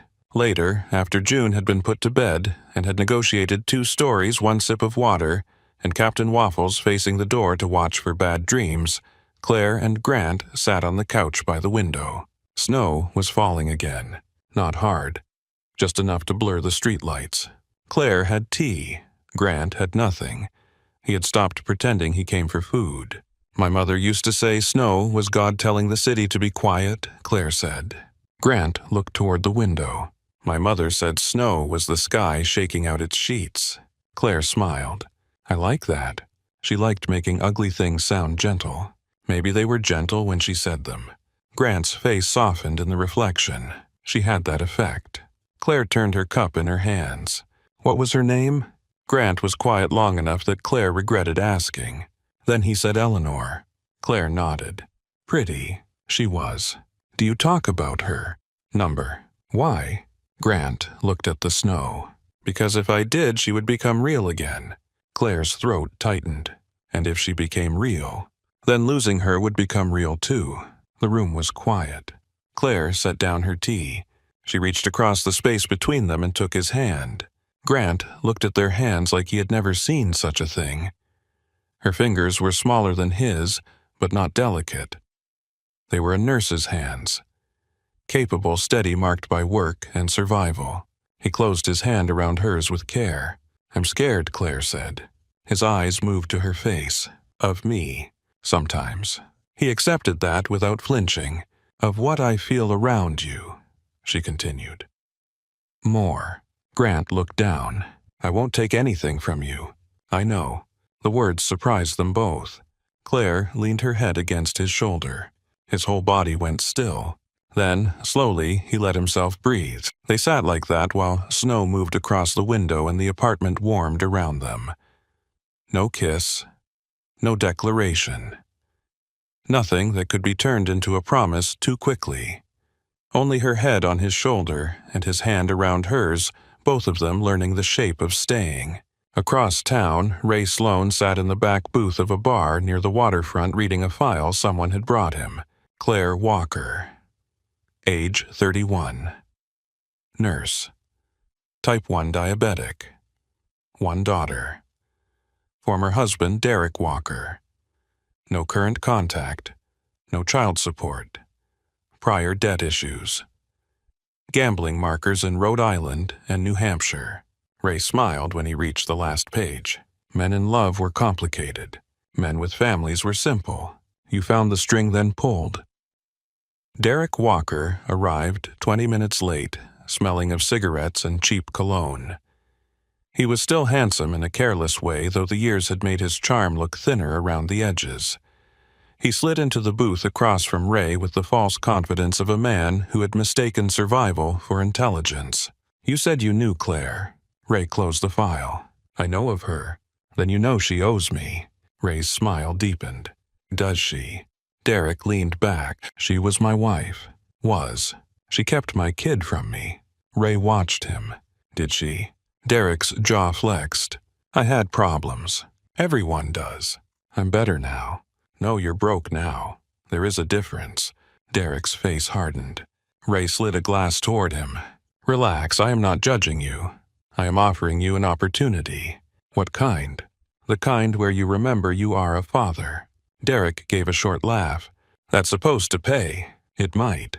Ray opened the file again and placed a photograph on the table. Claire leaving the clinic with June. Grant beside them holding June's backpack, while the child skipped over a patch of ice. Derek stared. "That's Callahan." "Yes. What the hell is Claire doing with Grant Callahan?" Ray tapped one finger on the photograph. "That is what makes your daughter valuable." Derek looked up slowly. Ray let the idea settle. Outside, snow melted against the bar window. 2 days later, Claire found the envelope taped to her apartment door. No return address. Her name printed in block letters. Grant was in the kitchen with June helping her build a tower from cereal boxes because June had decided regular blocks lacked ambition. Claire opened the envelope by the door. The papers slid into her hand. Petition for custody modification. Derek Walker. Her vision narrowed. The hallway seemed to tilt just for a second. Grant saw her face change. He was across the room before June noticed anything. "Claire." She handed him the papers without speaking. He read the first page, then the second.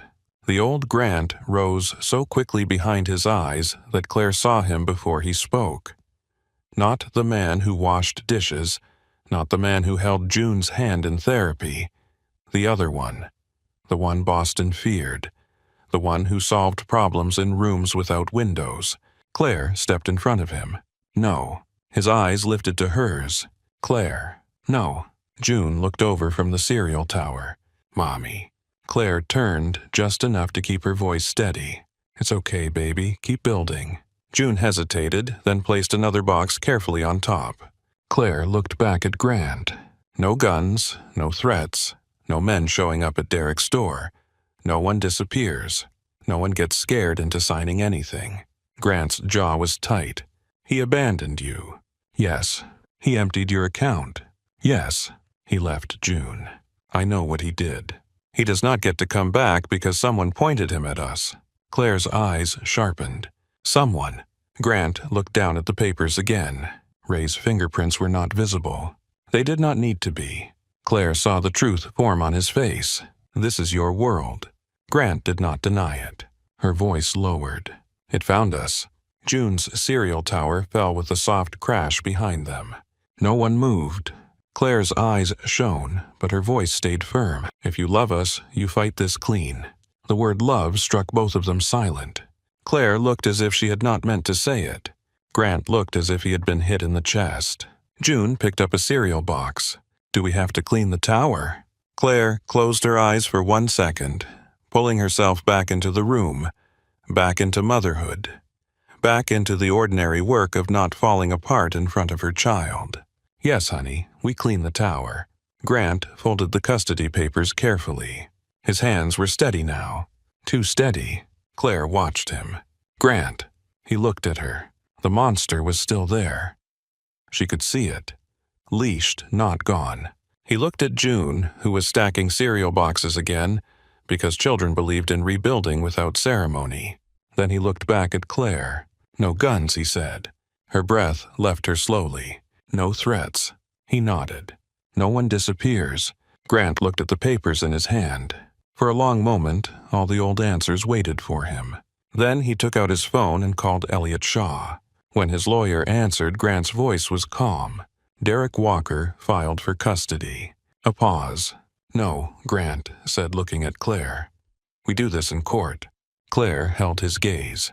June's tower stood crooked between them, fragile and stubborn under the kitchen light. Elliot Shaw arrived at Claire's apartment 40 minutes after Grant called him. He wore a dark overcoat over a rumpled suit. His tie loosened his hair, still damp from snow.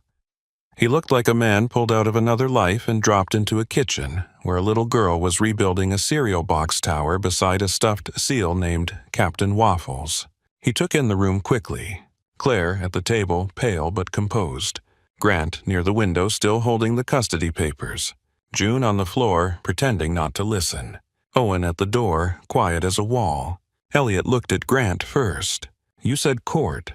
Grant nodded. "I said court." Elliot's eyes moved to Claire, then back. "Just making sure I heard you correctly." Claire stood. "You're his lawyer." Elliot Shaw.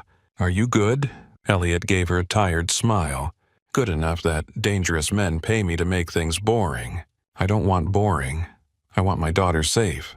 The smile faded. "Then we want the same thing." Grant placed the papers on the table. Derek Walker abandoned them 4 years ago.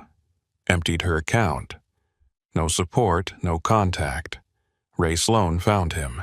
Elliot looked up sharply at the name. "You're sure?" "No." Grant's face hardened. "But I know his smell." Claire looked between them. His smell. Elliot pulled out a chair and sat. "In our world, that counts as evidence that should never be said in front of a judge." Grant ignored him. "Find the paper trail." Elliot opened the custody petition and began reading. His expression changed by degrees. Mild interest. Dislike. Professional anger. He is claiming Claire is medically unstable and that June is being exposed to criminal influence. Claire's eyes went to Grant. Grant did not look away. That part, Elliot said carefully, is designed to hurt. Claire sat down slowly. "He does not even know June. That may help us," Elliot said. "But we need to move quickly. Emergency response, medical documentation, witness statements, financial records, abandonment history." "I have everything," Claire said. Both men looked at her. She stood, went to the hallway closet, and pulled down a cracked blue folder. It was thick with old papers, envelopes, copies, notes, printed emails, records folded and refolded until their edges had gone soft. She set it on the table. "I kept it all." Elliot opened it. There were bank statements showing the account drained 3 days before Derek disappeared. Text messages unanswered.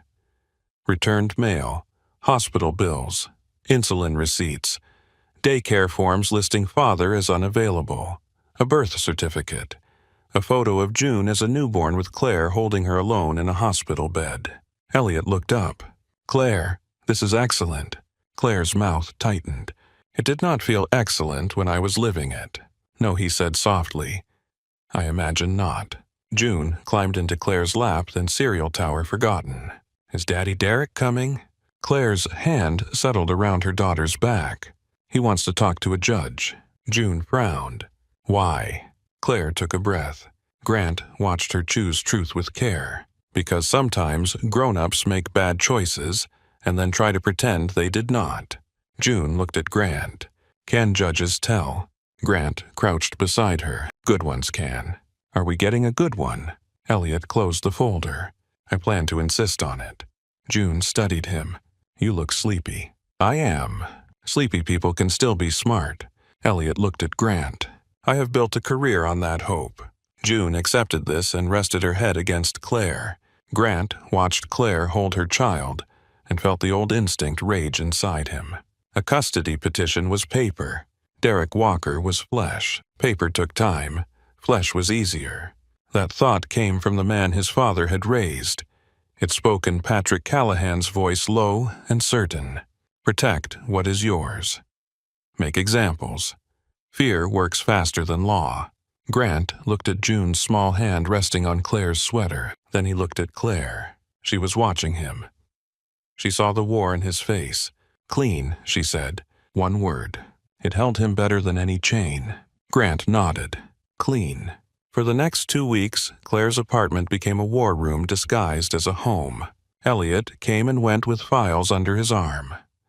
Owen installed a better camera at the building entrance after asking Claire's permission, and then stood on a chair fixing the hallway light, because June said scary halls were bad for thinking. Denise Harper made 2 visits, one scheduled and one not.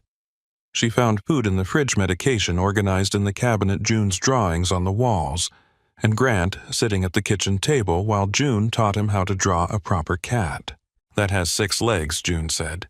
Grant looked at his paper. "It is moving fast." Denise glanced at Claire.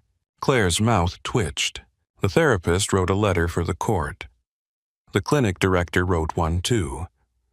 Tara from the hospital came in on her day off to sign a statement about the night Claire was admitted, about June's fear, about Grant's conduct, about the fact that Claire had never been neglectful, only sick and poor, and trapped inside a system that charged her for being alive. Claire read the letters alone in the bathroom and cried quietly with the faucet running. Grant heard the water. He did not knock. He waited in the kitchen and kept June busy with toast. One evening, after June went to bed, Claire came out holding the clinic letter. She wrote that I am one of the most capable nurses she has supervised. She is right. Claire sat across from him. I forgot that. Grant looked at her hands. Forgot what? That I was good at something besides surviving. He wanted to take her hand. He did not. Not until she offered it. After a moment, she slid her fingers across the table. He covered them gently. "You are still good," he said. Her eyes shone. "Do not say things because they sound nice. I never have. That is unfortunately true." He almost smiled. Across town, Ray Sloan continued to pull at the string. Derek called Claire twice from blocked numbers. She did not answer. He left one message, voice sweet and rotten with old charm. "Claire, come on. We were family once. I just want to see my little girl. You got yourself mixed up with a bad man, and now everyone's acting like I'm the problem." Claire listened to it once. Grant stood nearby, so still the room seemed to brace around him. Derek continued. "I know about the apartment. I know about the hospital. A judge won't like that. A mother passing out while her kid runs around the city at night. That looks bad, sweetheart." Claire deleted the message. Grant's voice was flat. "Elliot needs that." Claire looked at the phone. "I know." Her thumb shook as she recovered the recording and sent it. Grant saw the tremor and stepped closer. Claire held up one hand. "Do not touch me right now." He stopped. She breathed hard through her nose, fighting panic, rage, and memory all at once. "He used to do that," she said. "Make his voice soft when he wanted to make me feel stupid." Grant's jaw tightened. "He is not here." "No," Claire said. "But my body does not know that yet." He understood that better than she knew. So he stood with her in the kitchen a few feet away and let his presence be steady without becoming a cage. The next morning, Owen found the apartment door open. Not broken, open. Claire had just come back from taking June to school. Grant was on his way up the stairs when Owen called his name from the hallway. The door stood an inch ajar. Owen's gun was already in his hand, low against his thigh. Grant moved past Claire before she could step forward. "Stay behind me." For once, she did not argue. The apartment looked untouched at first. No drawers open, no broken glass, no missing purse, no overturned furniture. Then Claire saw the refrigerator. June's drawing had been removed from its magnet and placed on the kitchen table. 3 figures in snow, a rainbow above them. On the back, written in black marker, were 5 words. "Family makes men careless." Claire went white. Grant picked up the paper. The old monster inside him did not roar. It smiled. That frightened him more. Owen checked the rooms and returned. Clear. Claire crossed the kitchen and took the drawing from Grant's hand. Her fingers did not shake now. "Ray." Grant nodded. "Yes. What are you going to do?" He looked at the words on the paper. The answer rose in him, familiar and fast. "Find him, break him, end it." Claire's voice cut through it. "Grant." He looked at her. She was afraid. Not of Ray in that moment, of him. That hurt more than the threat. He took out his phone and called Elliot. Ray entered Claire's apartment or sent someone who did. Elliot's voice sharpened through the speaker. "Tell me you are calling police." Grant looked at Claire. "I am calling you first." Grant. "And then police." Claire exhaled. Grant continued. I want every financial record we have on Ray, every side account, every shell company, every payment he thought I did not see. Send what is clean to the detectives. Send what is federal to the bureau contact. Elliot went quiet. You are putting Ray in the system. Yes, you know what he knows about you. Grant looked at the drawing in Claire's hand. Yes. Elliot lowered his voice. That door opens both ways. Grant's eyes did not move. Then I stand in it. The police came. Claire gave a statement. Owen handed over footage from the building entrance. It showed a man in a hooded coat entering with a copied key. His face was obscured, but the timing was clear. Grant did not speak over Claire. He did not answer for her. He stood near the window and let her tell it. That mattered to Denise when she arrived later. It mattered to Claire too, though she said nothing. The custody hearing came on a gray morning with dirty snow piled along the courthouse steps. Claire wore a navy dress and the coat Grant had bought her only after June told him Mommy's old one had a hole in the pocket. And Claire agreed because it was 30 degrees and pride did not warm hands. Her hair was pulled back. Her face was pale but clear. June stayed with Tara from the hospital, who had arrived with coloring books and the grim determination of a woman prepared to fight any adult who upset her temporary charge. Grant stood beside Claire outside the courtroom. You do not have to come in, she said. Yes, I do. No, you want to. He looked at her. Yes? She studied him, then nodded. Sit behind me. Do not glare at anyone. I do not glare. Claire gave him a look. Owen, standing nearby, murmured, You do. Grant ignored him. Inside the courtroom, Derek Walker sat with a lawyer who looked too expensive for a man with no steady job. Derek turned when Claire entered. He smiled like they were meeting for coffee. Claire's fingers curled once. Grant stayed one step behind her. Derek's eyes moved to him. The smile flickered. Good, Grant thought. Then he let the thought pass. Court was slower than fear.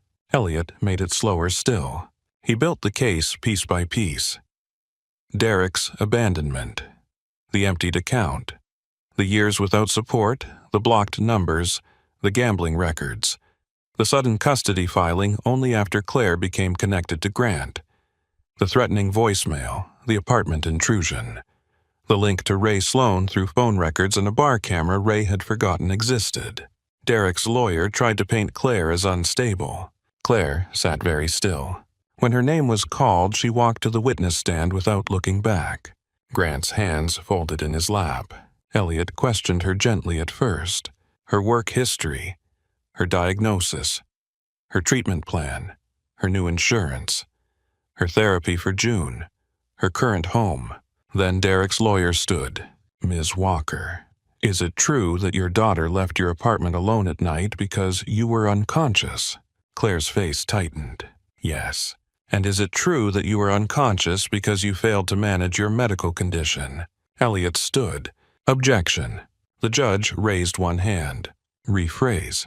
Derek's lawyer turned slightly. Ms. Walker, did you knowingly ration insulin? Claire's throat moved. Yes, despite being the sole caregiver of a minor child. Yes. The lawyer let the silence sit. Grant's eyes went cold. Claire looked at the judge, not the lawyer. I rationed insulin because I had $67 until payday. My daughter needed food. The heat bill was overdue. The pharmacy would not release a full refill without payment. I made the wrong choice because every choice in front of me was wrong. The courtroom went quiet. She continued, voice steadier now. I did not stop loving my daughter because I was poor. I did not stop being her mother because my body failed. I fed her when I did not eat. I kept her clean. I read to her every night. I worked until I broke because I was trying to keep her out of rooms like this where strangers discuss her like a problem to be assigned.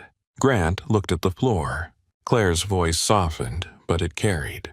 June should never have had to walk into the snow for help. I will live with that for the rest of my life. But she did not walk because I did not love her. She walked because I had no one else. That is different. The judge watched her closely.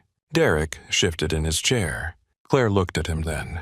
Her father had 4 years to be someone else. He chose not to. Derek's smile was gone. By the time Elliot finished with the records, there was little left of Derek's claim. His debts came out.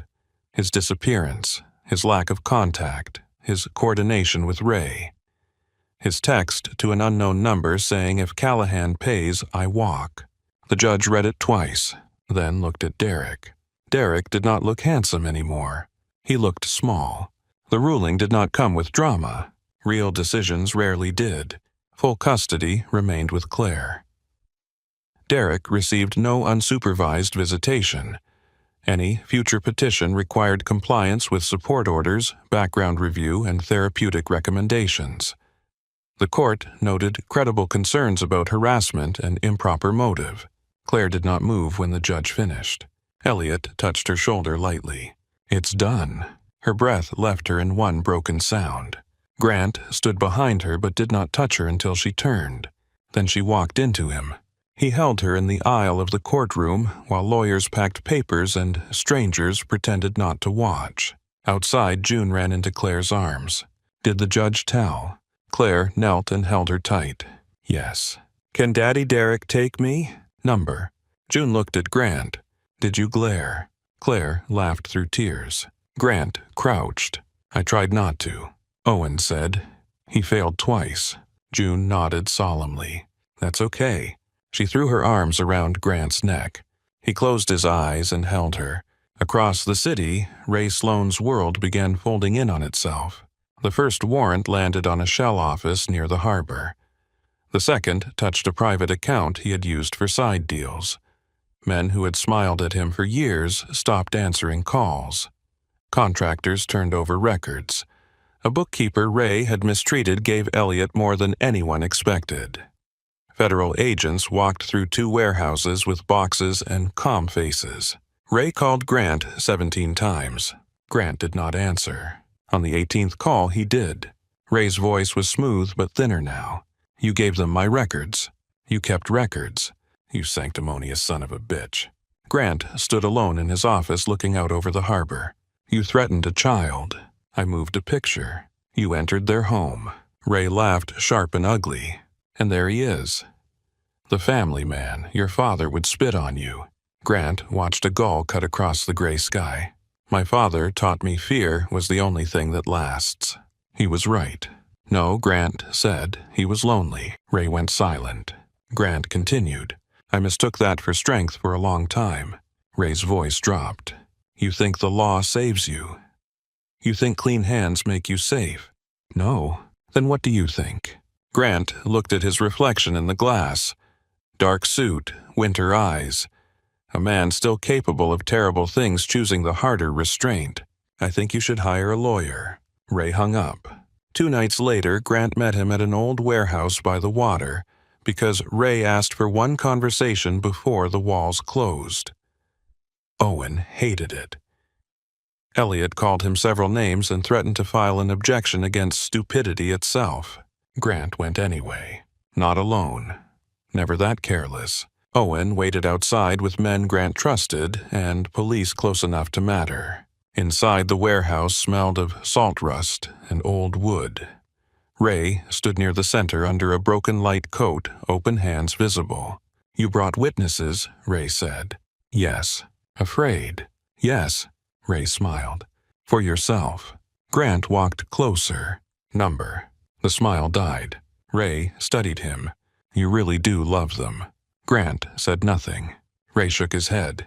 "I remember when you were useful. Cold, like Patrick. Smarter maybe, but cold. Then some kid with wet boots says, 'Please,' and suddenly you are tearing down your own house." Grant's face remained calm. It was already rotten. Ray stepped closer. "You think Claire Walker wants a man like you? She wants the heat, the apartment, the rescue. Give it time. She'll look at your hands and remember what they've done." Grant felt the words land. Not as a surprise, as a fear already living in him. "She might," he said. Ray blinked. Grant continued. "But that is hers to decide, not yours." Ray's jaw flexed. "You were never built for softness." Number. Grant looked around the empty warehouse. I was built for rooms like this. Ray reached into his coat. Owen came in fast from the side gun drawn. Hand out, Owen said. Ray froze. Grant did not move. For one long second, the old world waited. A twitch, a shot, a body, an ending everyone understood. Ray slowly pulled his hand out empty, then smiled. Still got you to flinch. Grant looked at Owen, then back at Ray. No, he said. You got me to choose. Blue lights moved across the high windows. Ray turned his head toward the sound. His face changed. You called them. Yes. You handed your own blood to police. You are not my blood. Ray stared at him with pure hatred. And what are they, the nurse and the kid? Grant thought of June's drawing on the refrigerator. Claire's hand in his. Pancakes shaped like mistakes. A working lock. A child asking if judges could tell. My family, he said. The word filled the warehouse without needing to be loud. Ray lunged, then not with strategy, only fury. Owen took him down hard, pinning him to the floor before Grant had to move. Ray cursed into the concrete as officers entered through the side door. Grant watched them cuff him. Ray lifted his head. This will follow you. Grant met his eyes. I know. You think you get to walk into the light. Grant looked toward the open warehouse door. Snow had started again outside, faint and silver under the police lights. No, he said. I think I have to keep walking. He left Ray there. No blood. No body in the harbor. No lesson written in violence. Only a man in handcuffs and a different kind of silence. Spring came slowly to Boston. It did not arrive all at once. It came in dirty snow shrinking along curbs, in wet pavement, in bare trees showing tiny green points. In the first day, June refused her mittens and declared winter had lost. Claire returned to the clinic on a steady schedule. She trained new nurses by speaking plainly and expecting competence. Patients liked her because she looked them in the eye. Mothers trusted her because she knew the difference between carelessness and exhaustion. When a woman came in crying because she could not afford an inhaler for her son, Claire did not say she understood in the empty way people often did. She said, "Sit down. We are going to figure out the next step." Then she called the assistance fund Grant had created through the clinic. His name was nowhere on it. Claire had insisted. "If it has your name, it is reputation," she said. Grant had signed the papers, and without it, then it is useful. He almost smiled. You are very hard on donors. You are not a donor. You are a man cleaning up a mess. Yes.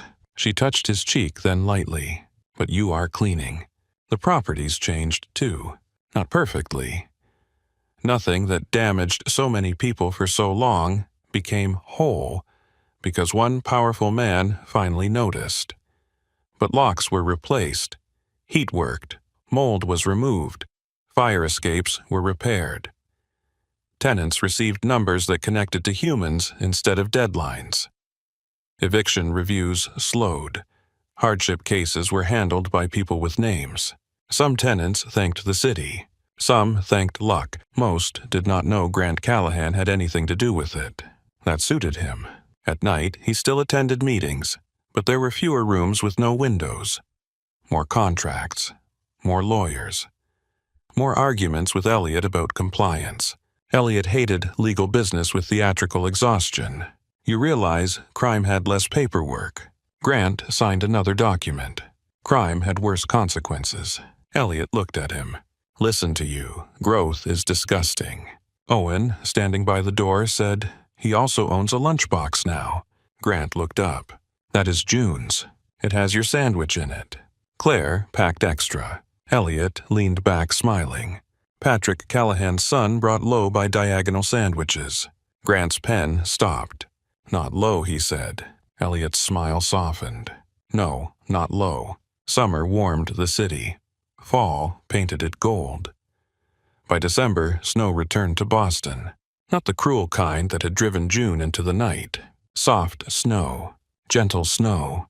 Snow that made the city quieter without making it dangerous. Claire's apartment smelled of sugar cookies and cinnamon.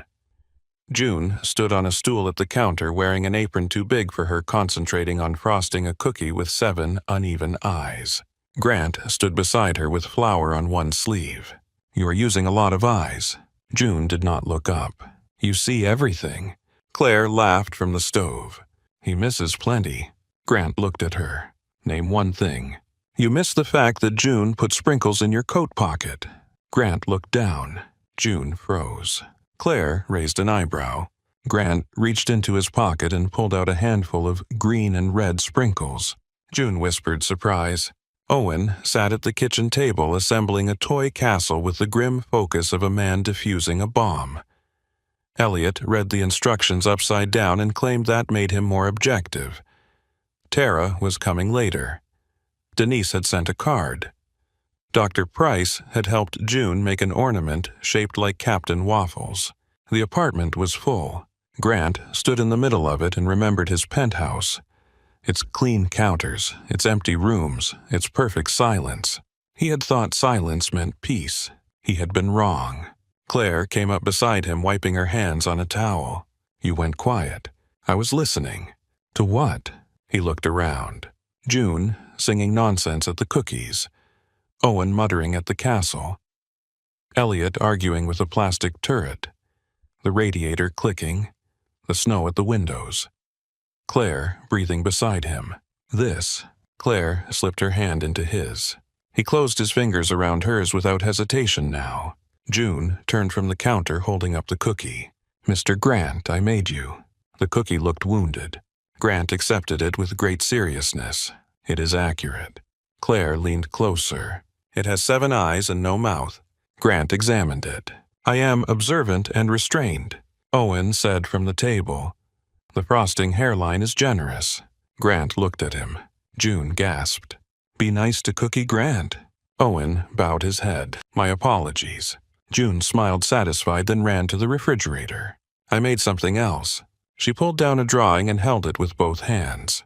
3 people stood in the snow. 1 small, 1 medium, 1 tall. A stuffed seal sat beside them because June had recently become strict about family accuracy. Above all of them was a rainbow so large it filled the page from corner to corner. There was no dark building, no open door, no mother on the floor, just snow color and hands joined together. Claire's fingers tightened around Grant's. June lifted the drawing higher. This is us. Grant crouched so he was level with her. It is beautiful. You always say that. I always mean it. June studied his face. Then she turned the drawing around and pointed to the tall figure. That's you. I guessed. You're not black anymore. Grant looked closer. She had colored him dark blue with a yellow scarf and 1 red mitten. No. Black is for scary doors now. His throat tightened. Claire looked away, wiping at her cheek with the towel. June taped the drawing to the refrigerator herself. It joined spelling papers, clinic notes, a photo of Claire and June at the park, and a small picture of Grant asleep on the couch with Captain Waffles on his chest, taken by June, and printed by Owen against Grant's wishes. June patted the new drawing flat. There, official. Claire smiled. Official what? June looked at them as if the answer was obvious. Family. The word moved through the kitchen. Owen stopped fighting the castle pieces. Elliot looked down at the instructions.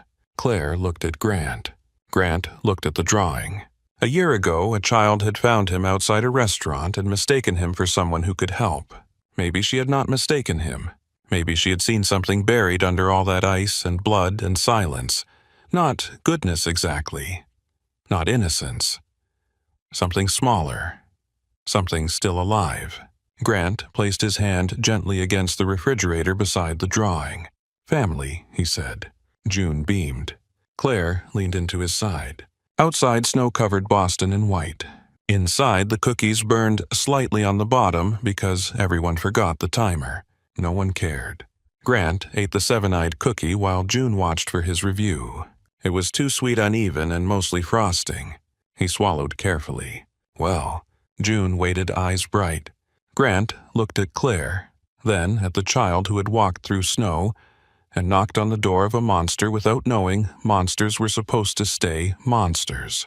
It's perfect, he said. June grinned so wide it changed the whole room.